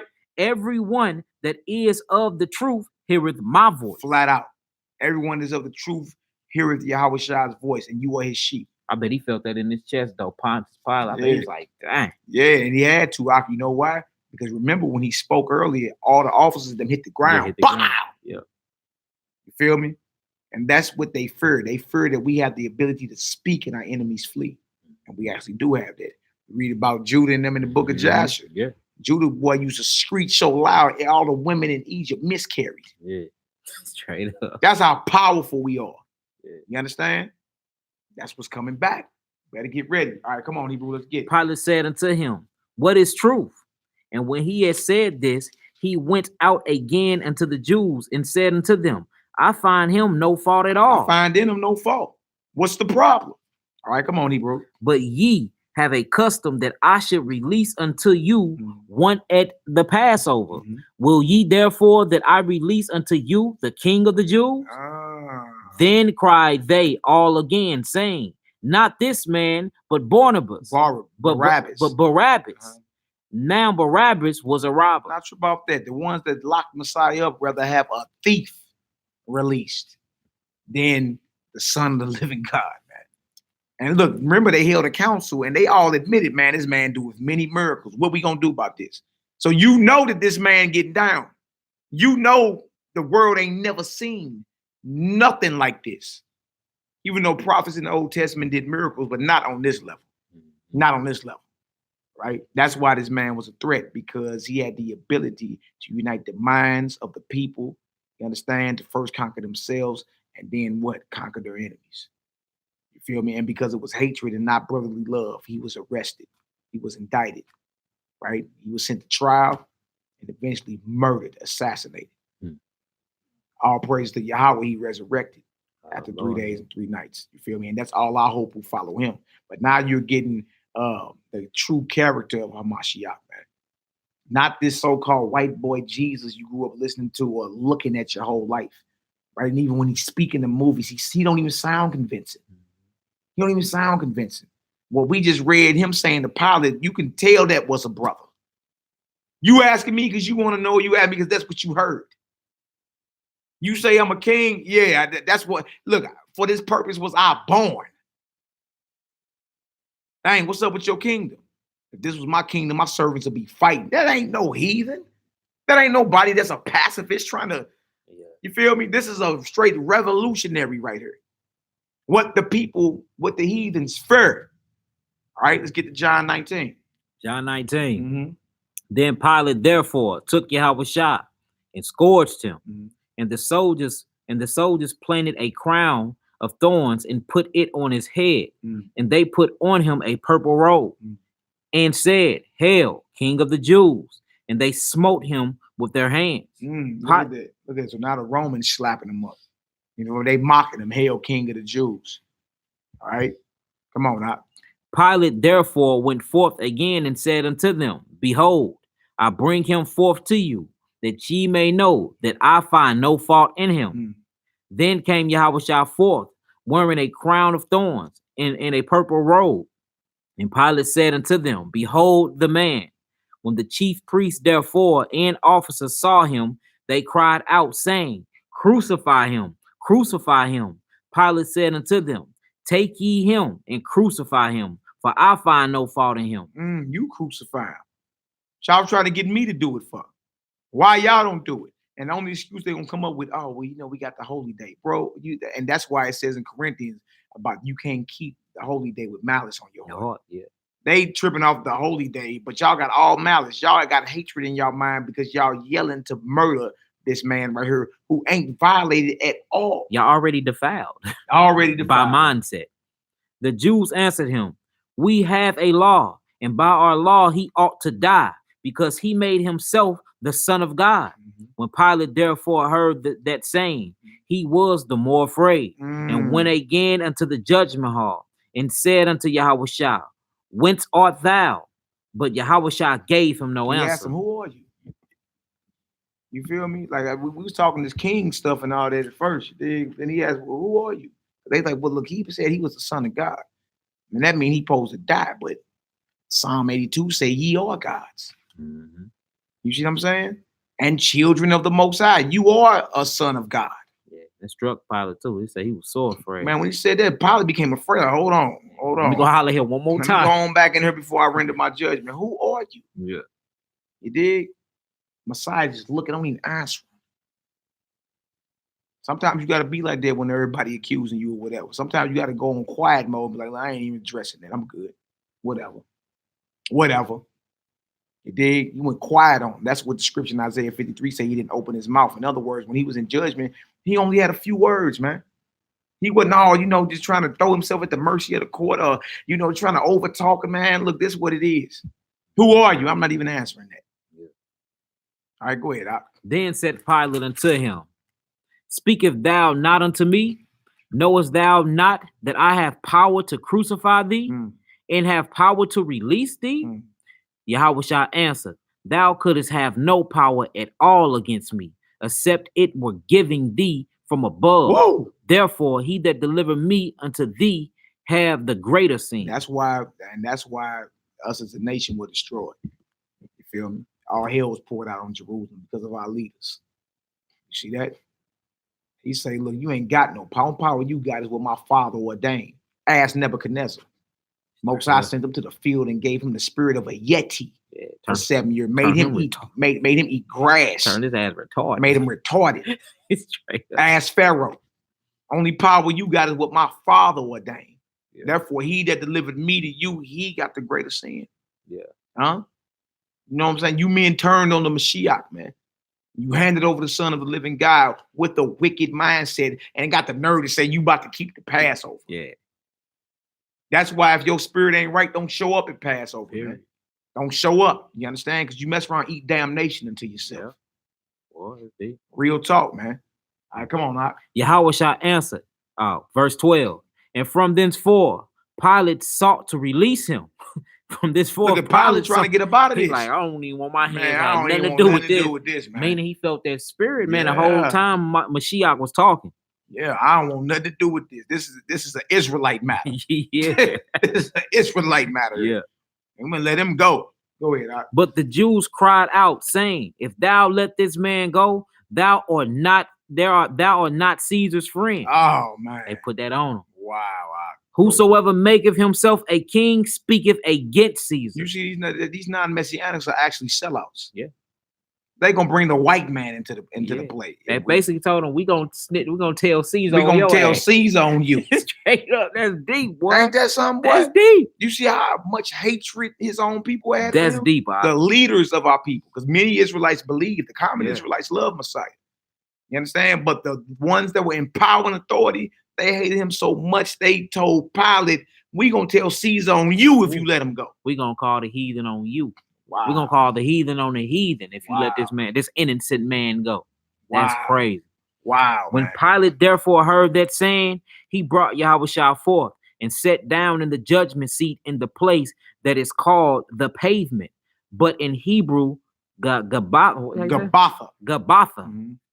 And it was the preparation of the Pesach. See, remember I said the class a couple of days ago, right? Preparation for Passover. That's what the 14th day is all about. Yeah, the prep. Between evening to evening. Yeah. You got between the end of the 13th day and the end of the 14th day to kill the lamb, drain the blood, and roast it and have it prepped for the Feast of Unleavened Bread. Yeah. That's the day of preparation. Whole 24 hours. Yeah, that's Passover is preparation. Yeah. You understand? And for unleavened bread. Yeah. And that's why by the time we feast Friday night, starting Thursday night, we gonna start cooking. Yeah, it makes sense. We're gonna start cooking the lamb Thursday night. You feel me? All the lamb that we got to cook for our out-of-town guests and all that the grill's gonna be fired up Thursday night. You feel me? All the way, so that way everything is prepared by the time we get to Friday evening. Because it's going over into the Feast of That's the bread. preparation. So and then that's going the preparation. Yeah, Passover is preparation for the Feast of Unleavened Bread, which makes is sense. 7 days. Makes sense. So it was preparation. It wasn't Friday prep day for the weekly Sabbath. Yeah. It was preparation for unleavened bread. Y'all highlight John 19 and 14. God. That's how we know he's put to death on the 14th day. That's how we know the last meal he ate literally was his last meal, but it was the beginning of the 14th day. Yeah. Then he got arrested. Yeah. Then he got brought to Caiaphas and them. Then he got brought to Pilate, and it was early in the morning. Yep, and he was our preparation. Yeah. That's what he was. Yeah, there you go. Yeah. There you go. And makes sense once you start lining everything up. All right, go ahead, bro. And about the 6th hour. Hold on, so who hour? The 6th hour. All right, so that's one of the hours that we pray. Yeah. 6 hours between 11 a.m. and noon. Right? You count back to that, that's between 3 a.m. in the morning over here and 4 a.m. No one of the hours we pray. 6th hour. All right. So now we know this is the 14th day, roughly around noon. All right. Now we know where he at. All right. By the 9th hour, he was crucified. He only got 3 more hours left to live. Everybody should see that. Yeah. He only got 3 more hours left to live at this point. That's quick cut out. All right, go ahead. And he said unto the Jews, behold, your king. But they cried out, away with him, crucify him. Pilate said unto them, shall I crucify your king? The chief priest answered, we have no king but Caesar. Y'all heard these non-messianic sellouts, boy? They the white man is our king. They deserve the death. The white man is our king. That's how you know this man was, our master was revolutionary, boy. When your leaders would rather say, the hell with you, the heathen and all the power, the heathen is our king. Master Charlie is good, white folk. If we don't do nothing, the Romans are going to come take away our place and our nation. Yeah. We ain't got no king but Caesar. Wow. And you did the hatred for the brethren. And you got people thinking hating your brother is cool today. The hatred of the brethren is what got the Messiah assassinated. Hatred of the brothers is what got Stephen stoned. Hatred of the brethren is what got all 12 disciples murdered. That's deep, man. Hatred of the brethren, man. You got these Negroes out here talking about they teaching the Bible and they teaching hatred and division. And the scriptures say, mark them, not the brothers that's endeavoring to get together and follow the teachings of Messiah. You dig? The ones that spewing hatred and division, those are the ones you're supposed to avoid. Those are the ones you mark. Because hatred left unchecked will make you murder your own people, man. And look, we ain't got no king but Caesar, huh? We ain't got no king but the white man. That's very evil, lot. That's evil. You ain't some coward, bro. You was a coward. Yeah. They don't read the story like this up in church, do they? Or explain it like this. Yeah. Come on, now let's do it. And delivered he him therefore unto them to be crucified. And they took Yahushua and led him away. And he, bearing his cross, went forth unto a place called the place of the skull, which in Hebrew is called Golgotha. When they crucified him and two others with him on either side, one and Yahushua in the midst.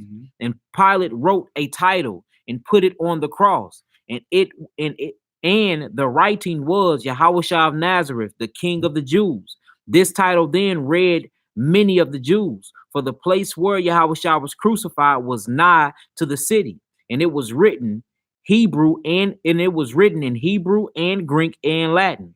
Then said the chief priests of the Jews to Pilate, write not the King of the Jews, but that he said, I am King of the Jews. Pilate answered, what I have written, I have written.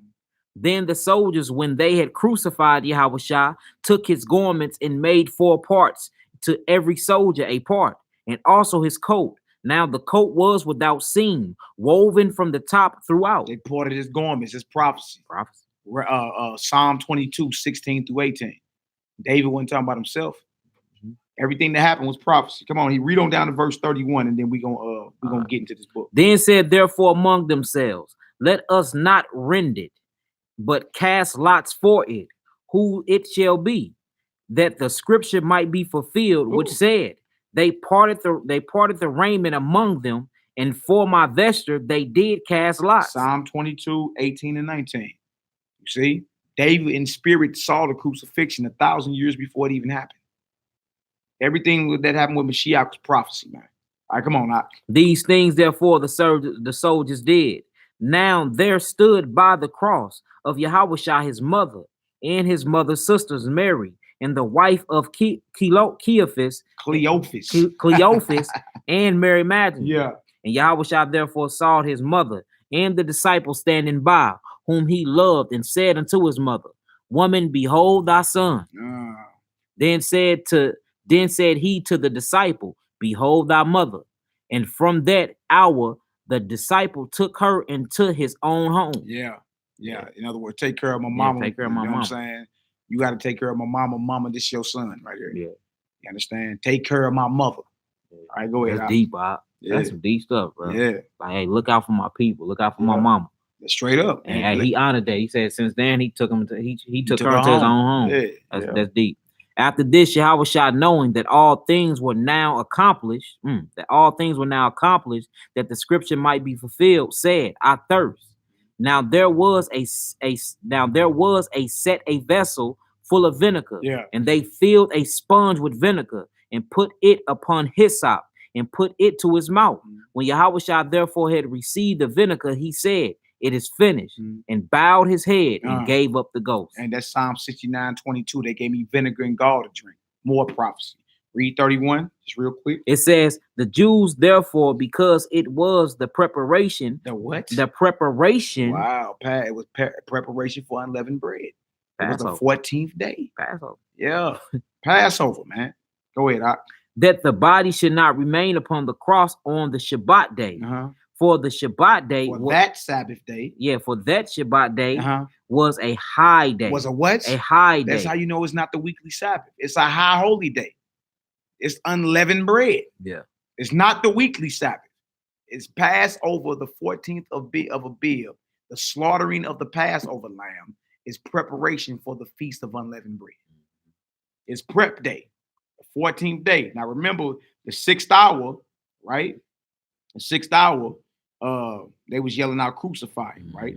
He nailed to the cross and all that. All right, finish reading 31. It says, besought Pilate that their legs might be broken and that they might be taken away. All right, jump over just real quick, show y'all that was the 9th hour. Go to Matthew 27. Matthew records exactly what hour it was when he gave up the ghost. And then we're going to jump over and read his letters upon Pontius Pilate. All right, Matthew 27. Matthew 27. Verse 48 through 51. The 9th hour. Matthew, yeah. Bang, bang, salute. Crowd, loud voice. Bang, bang. Bang. Now, what say the 9th hour in there, man? Matthew, I missed it. For the 9th hour. 6th hour, not from the 6th hour. There was, now, matter of fact, jump back. Matthew 27. Matthew 27, start at verse 45. All right, Matthew 27, verse 45. Now from the 6th hour, there was darkness over all the land until the 9th hour. There you go. There it is. You feel me? From the 6th hour, high noon, all the way between 11 and 12, all the way up between 2 and 3 p.m. It was complete darkness outside. Oh, complete darkness at high noon. So that's Matthew 27 and 45. From the 6th hour, there was darkness over all the land until the 9th hour. Keep reading. And about the 9th hour, Yahushua cried with a loud voice, saying, Eli, Eli, lama sabachthani. Psalm 22 and 1. My God, why hast thou forsaken me? That's Hebrew. That's showing you he was speaking Hebrew. And when you read the Hebrew in Psalm 22 and 1, it says that Eli, Eli, lama sabachthani, meaning my God, why hast thou forsaken me? That's Hebrew. That shows you they were speaking Hebrew. Yeah. All right. Go ahead. It says, my God, why hast thou forsaken me? Some of them that stood there, when they heard that, said, this man calleth for Elijah? Yeah, because Elijah means Yah is my God. So that show you he was speaking Hebrew. They're like, why is he calling on Elijah? You dig? Because how else you say my God in Hebrew? Eli. Eli. Or Eliyah. Or Eliyah. All right, go ahead, Hebrew. And straightway one of them ran and took a sponge and filled it with vinegar and put it on a reed and gave him to drink. The rest said, let be, let us see whether Elijah will come to save him. Yahushua, when he had cried again with a loud voice, yielded up the ghost. What hour was this?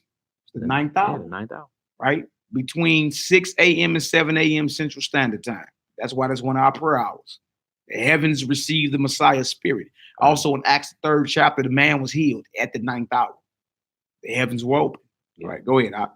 It said, Yahushua, when he had cried again with a loud voice, yielded up the ghost. And behold, the veil of the temple was rent in twain from the top to the bottom, and the earth did quake, and rocks rent. All right, that's it for that. All right. I just wanted to show that. It was preparation day. It was the 9th hour. Now, from that, before the sun goes down, they had to take him off the cross or the execution stake, right? Prepare his body and then lay his body in a tomb that no man had ever laid. You understand? And when you go back to John 19 and 42, right here, it says John 19 and 40, then took they the body of Yahushua and wound it in linen clothes with the spices at the manner of the Yahudim is to bury.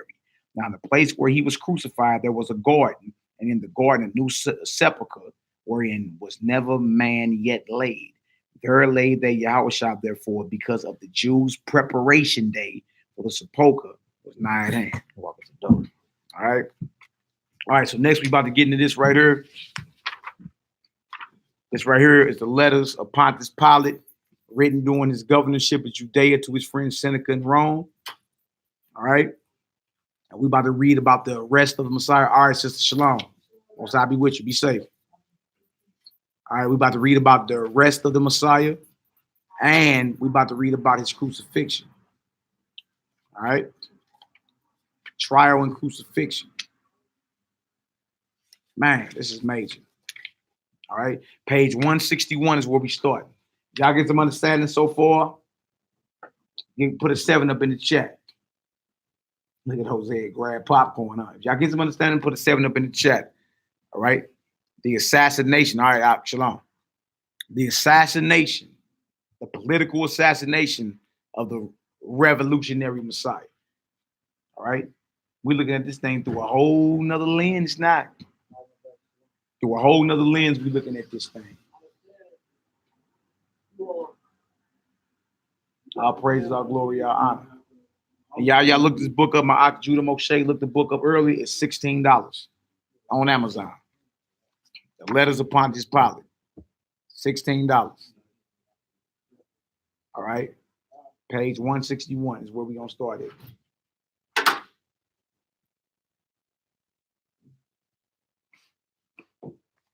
Our praises, our glory, our honor to the Most High. All right. So this right here is about the arrest of Messiah. Dig, and I'm going to start right here. In fact, it's right around the Passover. All right, right here, page 163 is where we first start talking about the arrest. Page 163. Read all like bracket it in, bro. Right there, right there, right there. This is about his arrest. And then we're going to get into his crucifixion, and we're going to get up out of here.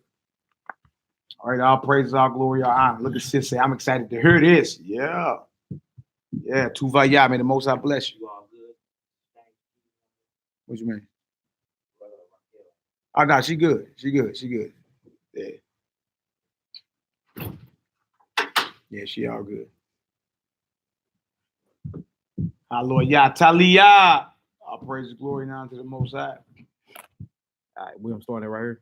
Yeah, right now. You starting right. Right where you got arrested. Right here. Bang. He was arrested last night. Everything is bracketed in. All right. It says Yahushua was arrested late last night. I provided a troop of soldiers who accompanied the officials of the Sanhedrin. The advantage is that as the news spread this morning, if it did spread, it would be known that the prosecutor of the Sanhedrin had acted jointly. The Sanhedrin are not popular with the most zealous Jews.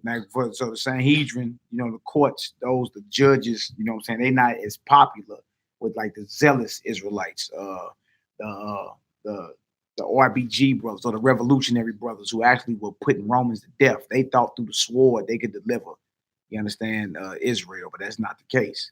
So the actual courts where they are adjudicating it and passing out judgments, that wasn't popular with the zealous or the revolutionary Israelites. All right, go ahead, Al.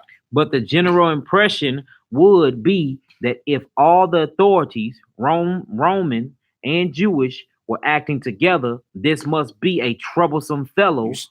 This must be a troublesome fellow who was better out of the way. You see, he's saying, Pontius Pilate saying, look, if the Romans and the Jews are acting together, the authorities of Rome and the Jewish nation or the Jews nation are acting together to prosecute and get rid of the Messiah, he must have been a powerful man. He must have been beyond powerful. Had to be. Feel me? Because you got the Roman authorities and the Hebrew authorities working to get him out the way. Yeah, go ahead. The arrest was made without disturbance. The arrest was what? Made without disturbance. We read that in John 18. Outside of him speaking, I am he, and they falling back. He didn't resist arrest. He didn't resist.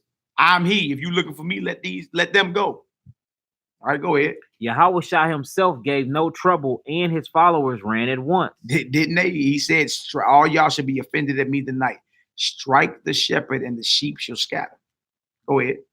I believe some of them are well on their way home. Like, I believe some of them, they got up out of there so quick, they on their way home. All right, go ahead. The prisoner was taken to the high priest's quarters until the morning when he was handed over to my people. Dude, we just read all this in John 18 and John 19. When he taken to Annas, which was the father-in-law of Caiaphas, which was the high priest, then taken to Caiaphas, who was the high priest, then handed over to Pontius Pilate. Pilate is saying that in his book. He's writing to his friend Seneca in Rome of what just happened with this Jesus or this Messiah. All right, go ahead. I believe Caiaphas got a few of the leading priests together and they examined him for themselves. The case is a perfectly simple one from my point of view, and will I give no difficulty. It says, since Antipas will not handle the matter, I am coming to that in a moment. I shall execute Yahushua as a maker or a cause of sedition. as a maker or cause of sedition Come on. against Caesar. Against who? Against Caesar. Y'all, this was political.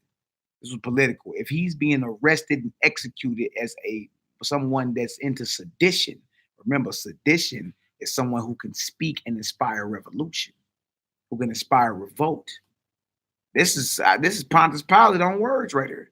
He's going to be executed as someone that's causing sedition against Caesar. Didn't them sellout Negroes say we have no king but Caesar? Yeah. It's right in the Bible. This right here is not the Bible. These are the letters of Pontius Pilate written during his governorship to his friend Seneca in Rome, and it's matching right up. And this is showing you how Pontius Pilate viewed Messiah as a dangerous man. He's dangerous, right? Sedition against Caesar. Come on now. But these priests have always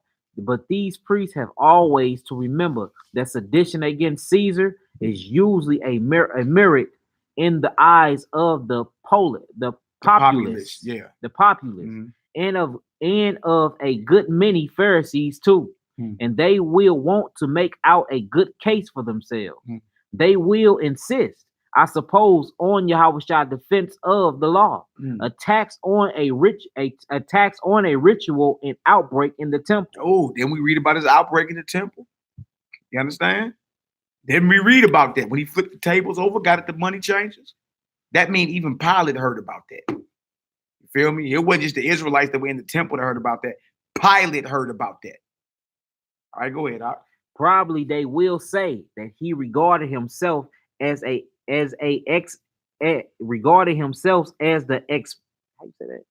expected Messiah, of which there is no evidence.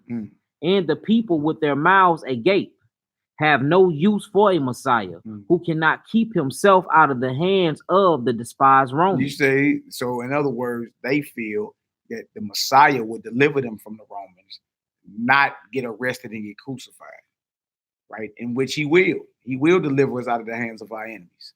That's the end game, though. You see what I'm saying? You first had to be taught how to conquer your carnal, fleshly nature. All right, go ahead. It says, that is not the kind of deliverer the Jews want anymore than his own followers. I have not seen the man myself, though I shall do so presently. I gave orders from him to be taken to Antipas, as I said I would, with the polite statement that is the disturber of the peace of the Galileans. Disturber of the peace of Galilee. Right? They saying he disturbs the peace. This gospel he teaching, it goes against the status quo. You feel me? It goes against the established order. So when you come through and you're doing things like that, or getting at the money, or taking the influence away from so-called pompous men or whatever, you become a threat, man. Yeah, let me read it again too. It says, as I said I would, with the polite statement that is the disturber of a peace was a Galilean. Yeah, was a who? Was a Galilean. Yeah. Yahweh was from Nazareth of Galilee. All right, go ahead. It says, he would perhaps consider the matter came within his own jurisdiction. I received a reply equally polite that Antipas recognized my courtesy, but waived any right that I might have over an offender in my city of Jerusalem. It says a touching exchange of what did it say? Just read right down there. Well, where that's cut off at. You ain't got to read that free man. Oh, okay. It says, and I shall finish the matter off today. All right, now flip over. He's letting it be known I'm executing them today, right? Now, right here. Read everything that's bracketed. Bing, bing, on. All right, now we on the trial. You're reading all the way down. Okay. You're going to see it, right? So trial and execution of Yahweh Shah, page 166. All right, it says, afterwards, I tied in command the prisoner Yahweh Shah. He was crucified at once along with some other prisoners who were awaiting execution. It was not a bad thing to have an object lesson of this kind on the eve of Passover. On the what? On the eve of Passover. That's proof that he was crucified, you understand, on the 14th day. That's the proof right there. You feel me? On top of what we read right here in the scriptures, the preparation day is Passover for the Feast of Unleavened Bread. That's what that's about. All right. Pontius Pilate is even saying this. I go ahead. It said, it is not a bad thing to have an object lesson of this kind on the eve of Passover, because in such a nondescript gathering as we have here, there must always be dangerous characters who have expectual opportunities for their special qualities. By this time, Yahushua is buried.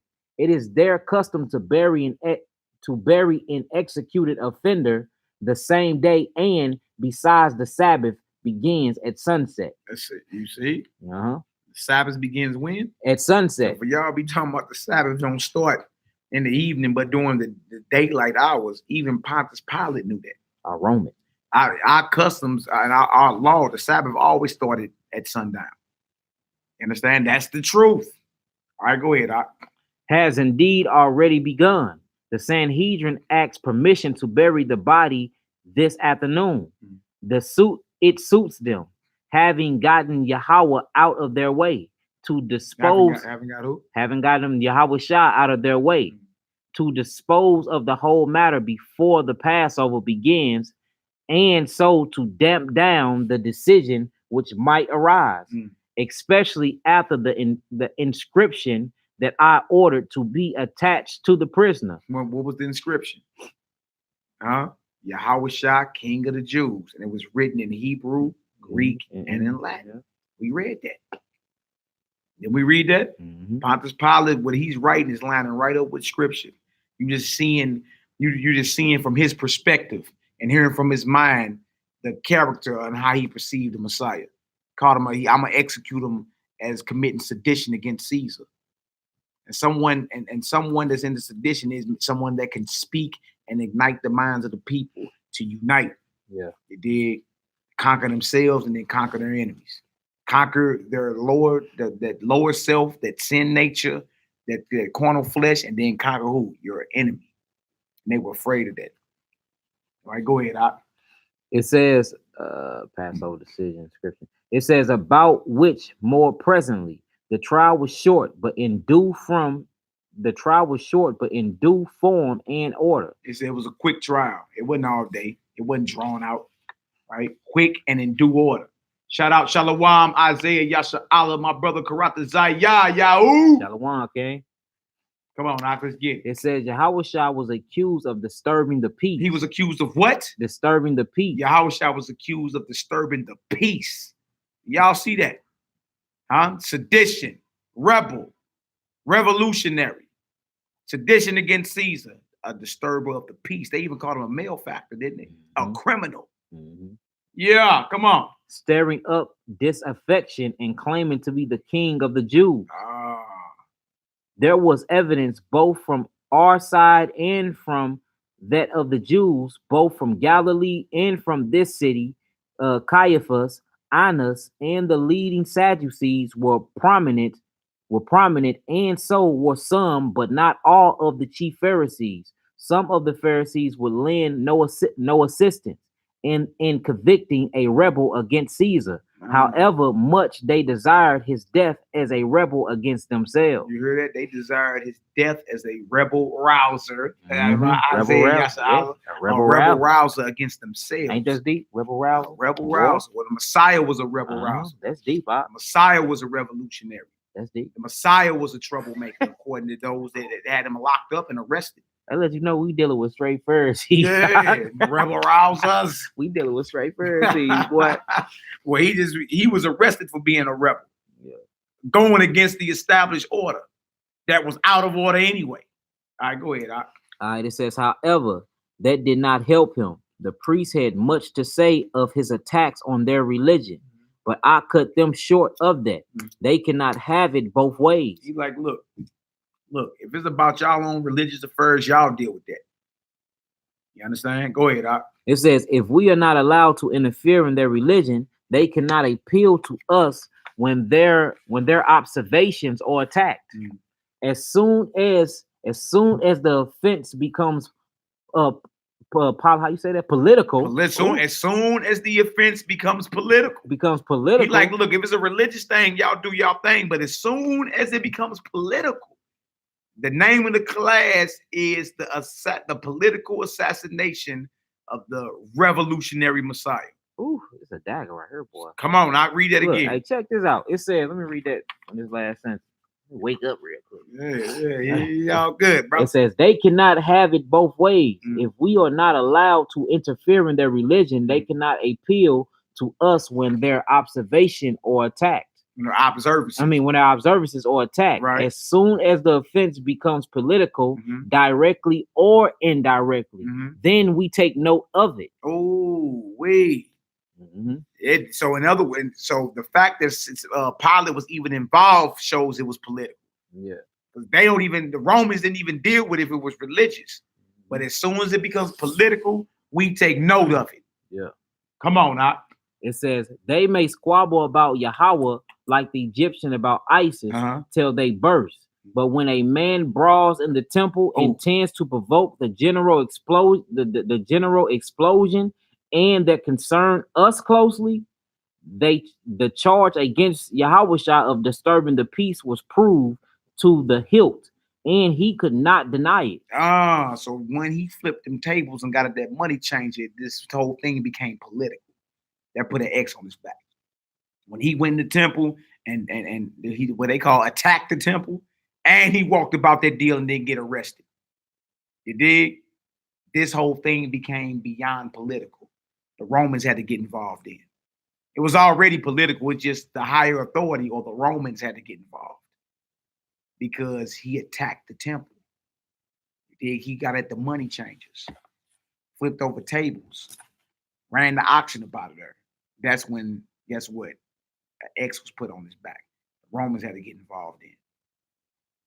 He's like, y'all can talk about y'all Yahweh all day till you're blue in the face. But when that temple got attacked by him, it became political.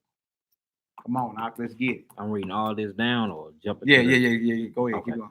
It says, I required of the prisoner, though Alexander, whether he admitted to more serious accusations, the Jews alleged that he regarded himself as a destined deliverer of the nation, which involves the end of both of their authorities and roles and ours.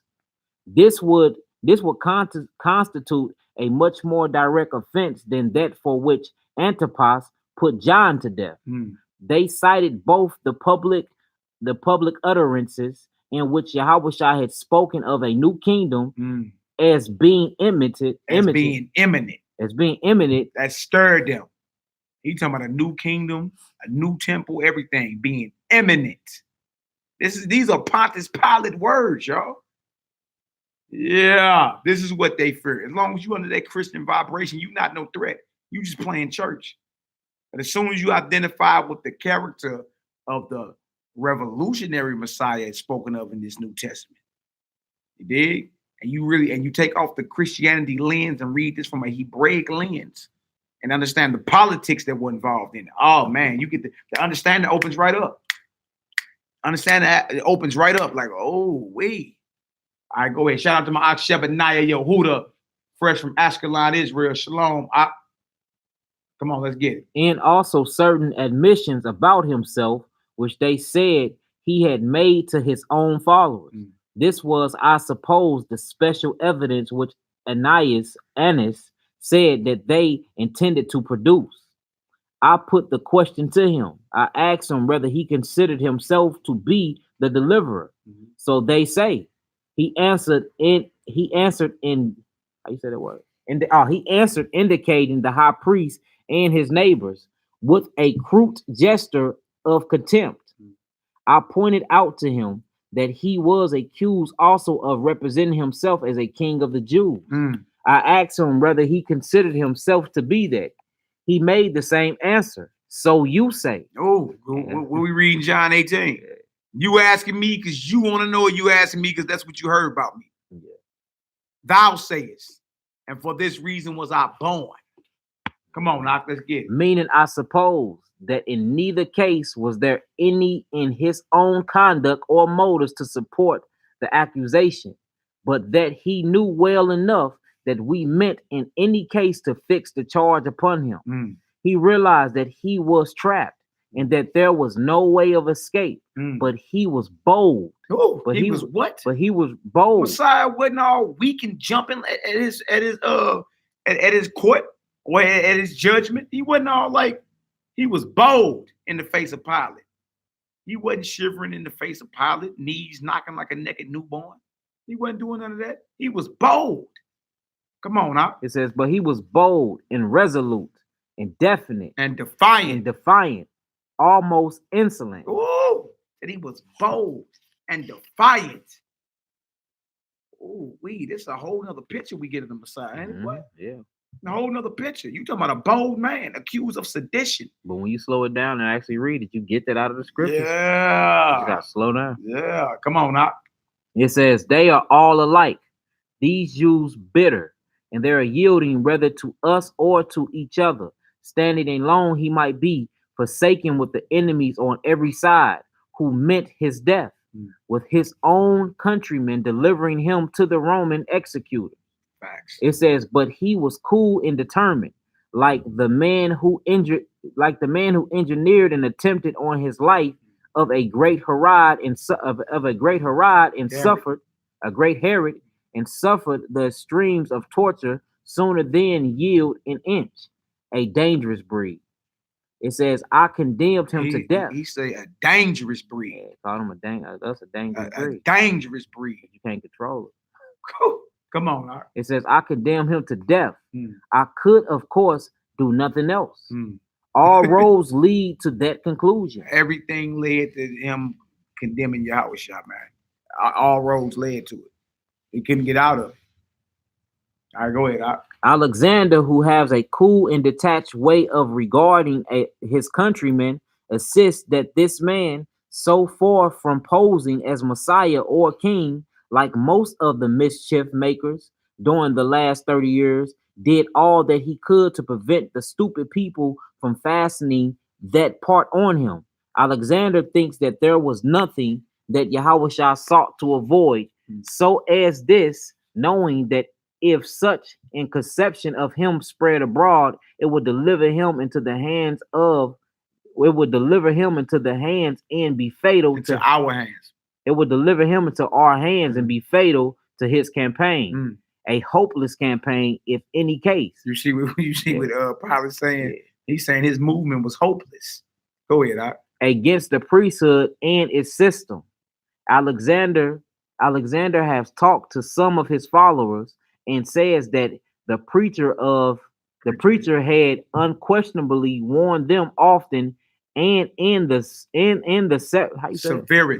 severest terms that they were not to regard him or speak of him as deliverer whom all the Jews expect, and that it was only when he thought that the old conception of him had died away in Galilee that he decided to come up to Jerusalem.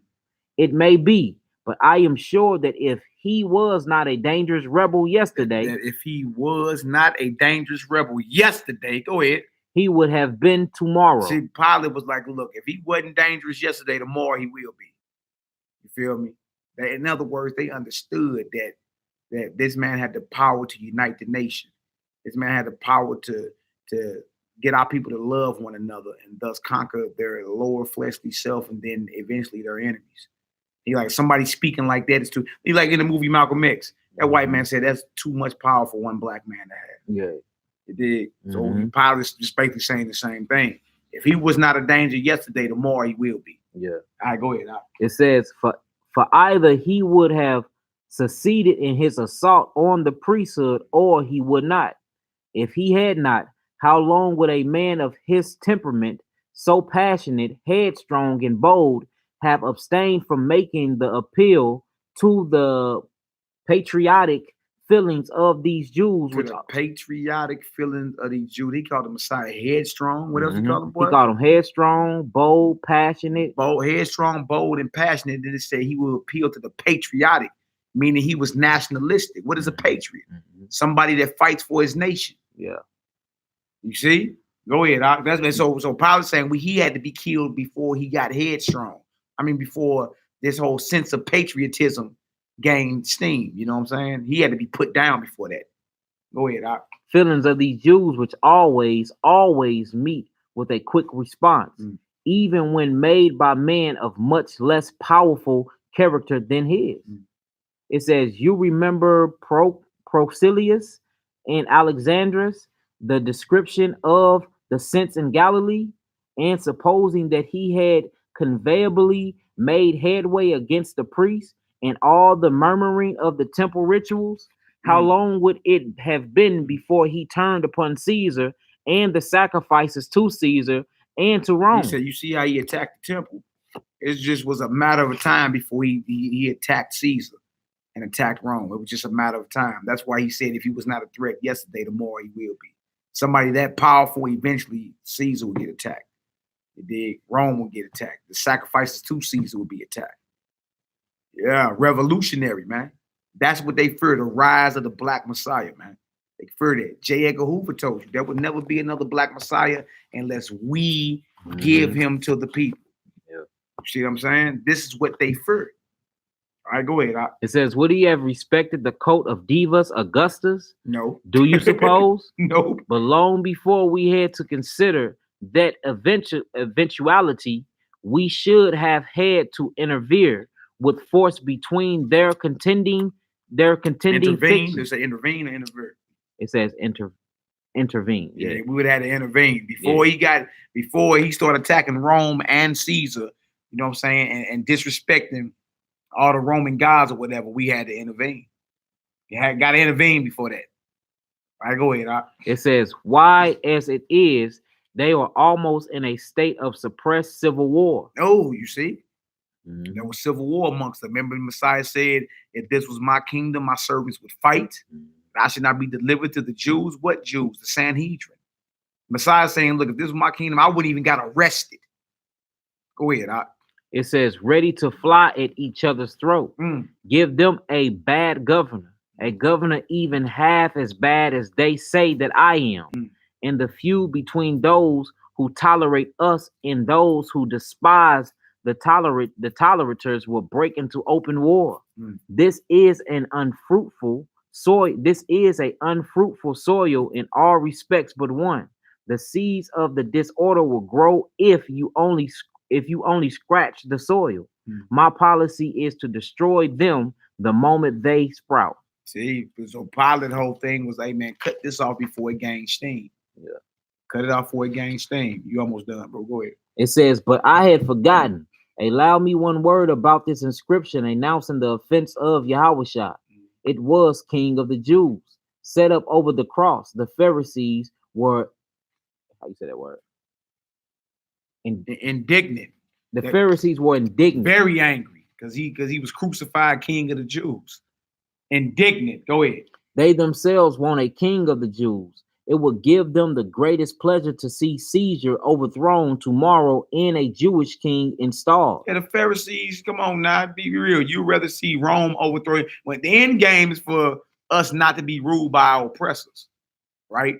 So regardless of what political or spiritual party you was part of, you think the end game is so we wouldn't be ruled by our oppressors. That's what Pilate is saying. Like on the real, like they rather have a king than for Caesar to rule, right? Any Israelite would. Go ahead. It says, not half Jew like Herod, who would rule the country through them and suppress their Sadducene rivals. Yeah, but and Herod was not, there wasn't no such thing as a half Jew. Herod was an Edomite. Yeah. You understand? That was a convert. Our people forced the remaining Edomites that was around to convert. They did force them into conversion. Herod come from one of those families. All right, go ahead. But it angered them to see the precious title King of the Jews held up to ridicule. It was to plain a reminder of their servitude. Besides, they thought it an insult that a crucified criminal, a presumptuous countryman who had defied them, should be labeled king. That was, they called him a criminal. He called criminal. He called headstrong. He called bold, passionate. He was charged with sedition against Caesar. A malefactor, which is another word for criminal. All these words are said about your Messiah. This is how he was viewed by Pontius Pilate. And said if he was not dangerous or rebel or revolutionary yesterday, tomorrow he will be. Tomorrow he'll be. We gotta kill him now. All right, go ahead. It says, I took a short way with them. What I have written, said I, and bade them be gone.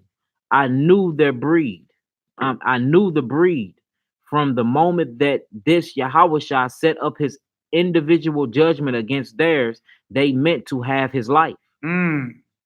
Scratched a priest and find an autocrat. All the world over.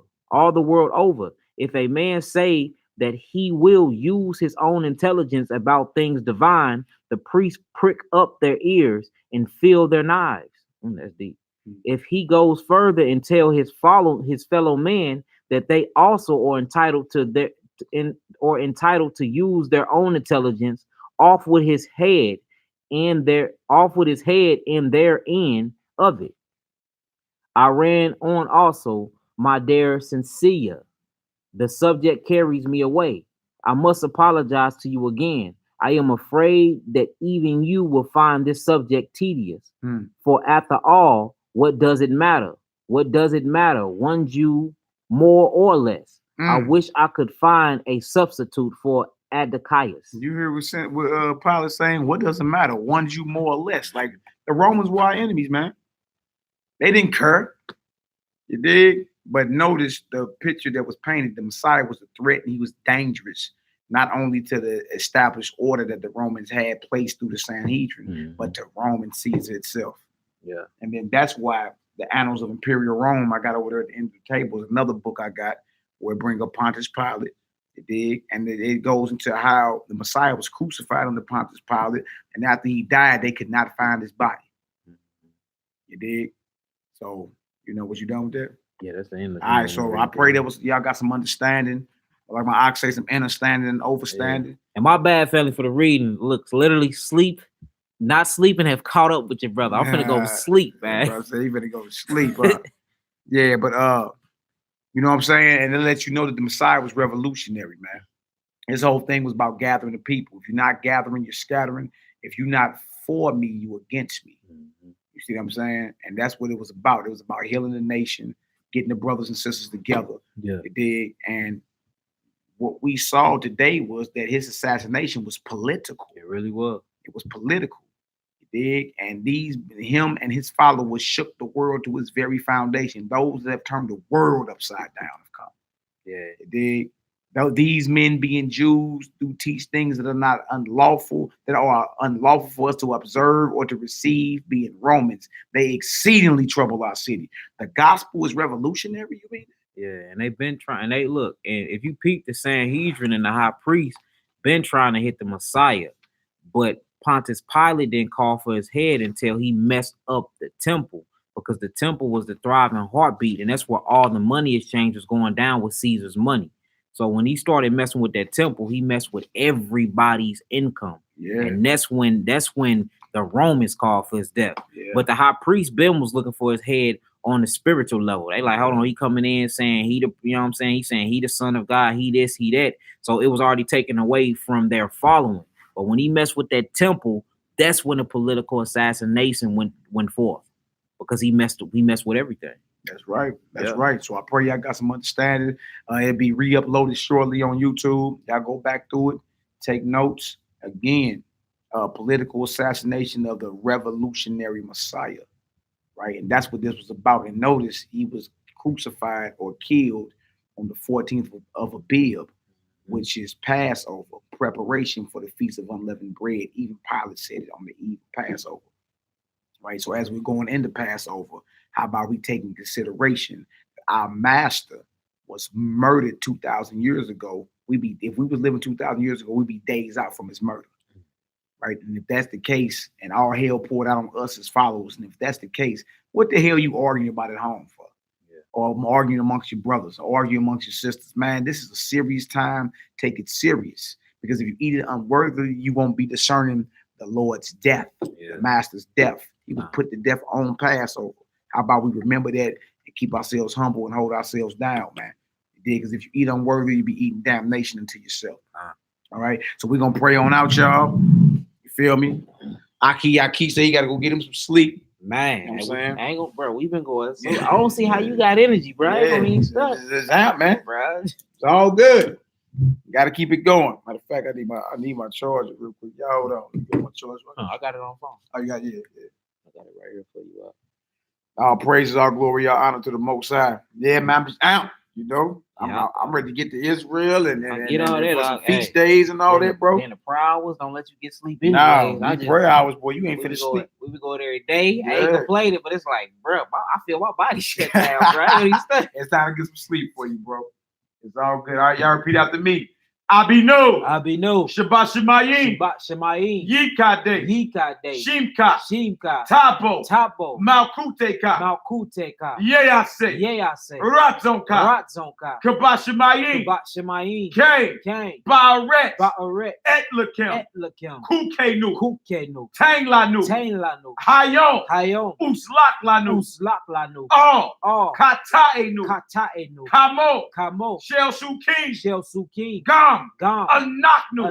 Lakotin. Lanu. Wa'o. Tabienu. Lide. Nisayon. Ki. In. Kotzenu. Minhara. Kilaka. Hamamlaka. Wahagbura. Wahati Laome. Olami. Amen. Hallelujah.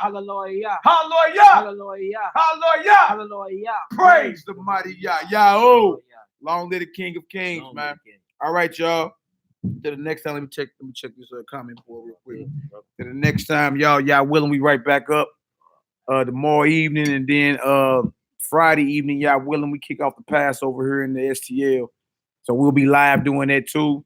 And then on Sabbath, Sabbath classes at noon Central Standard Time, from noon to like 3 or 4, and then we're gonna go hang out at one of the brothers' cribs and kick off the Feast of Unleavened Bread as well. Some of our out of town guests on the first day of the week or Sunday, we're gonna be doing baptisms early in the morning out here at Merrimack River for any of our out of town guests that's trying to get immersed or get baptized, so that before they get back on the road.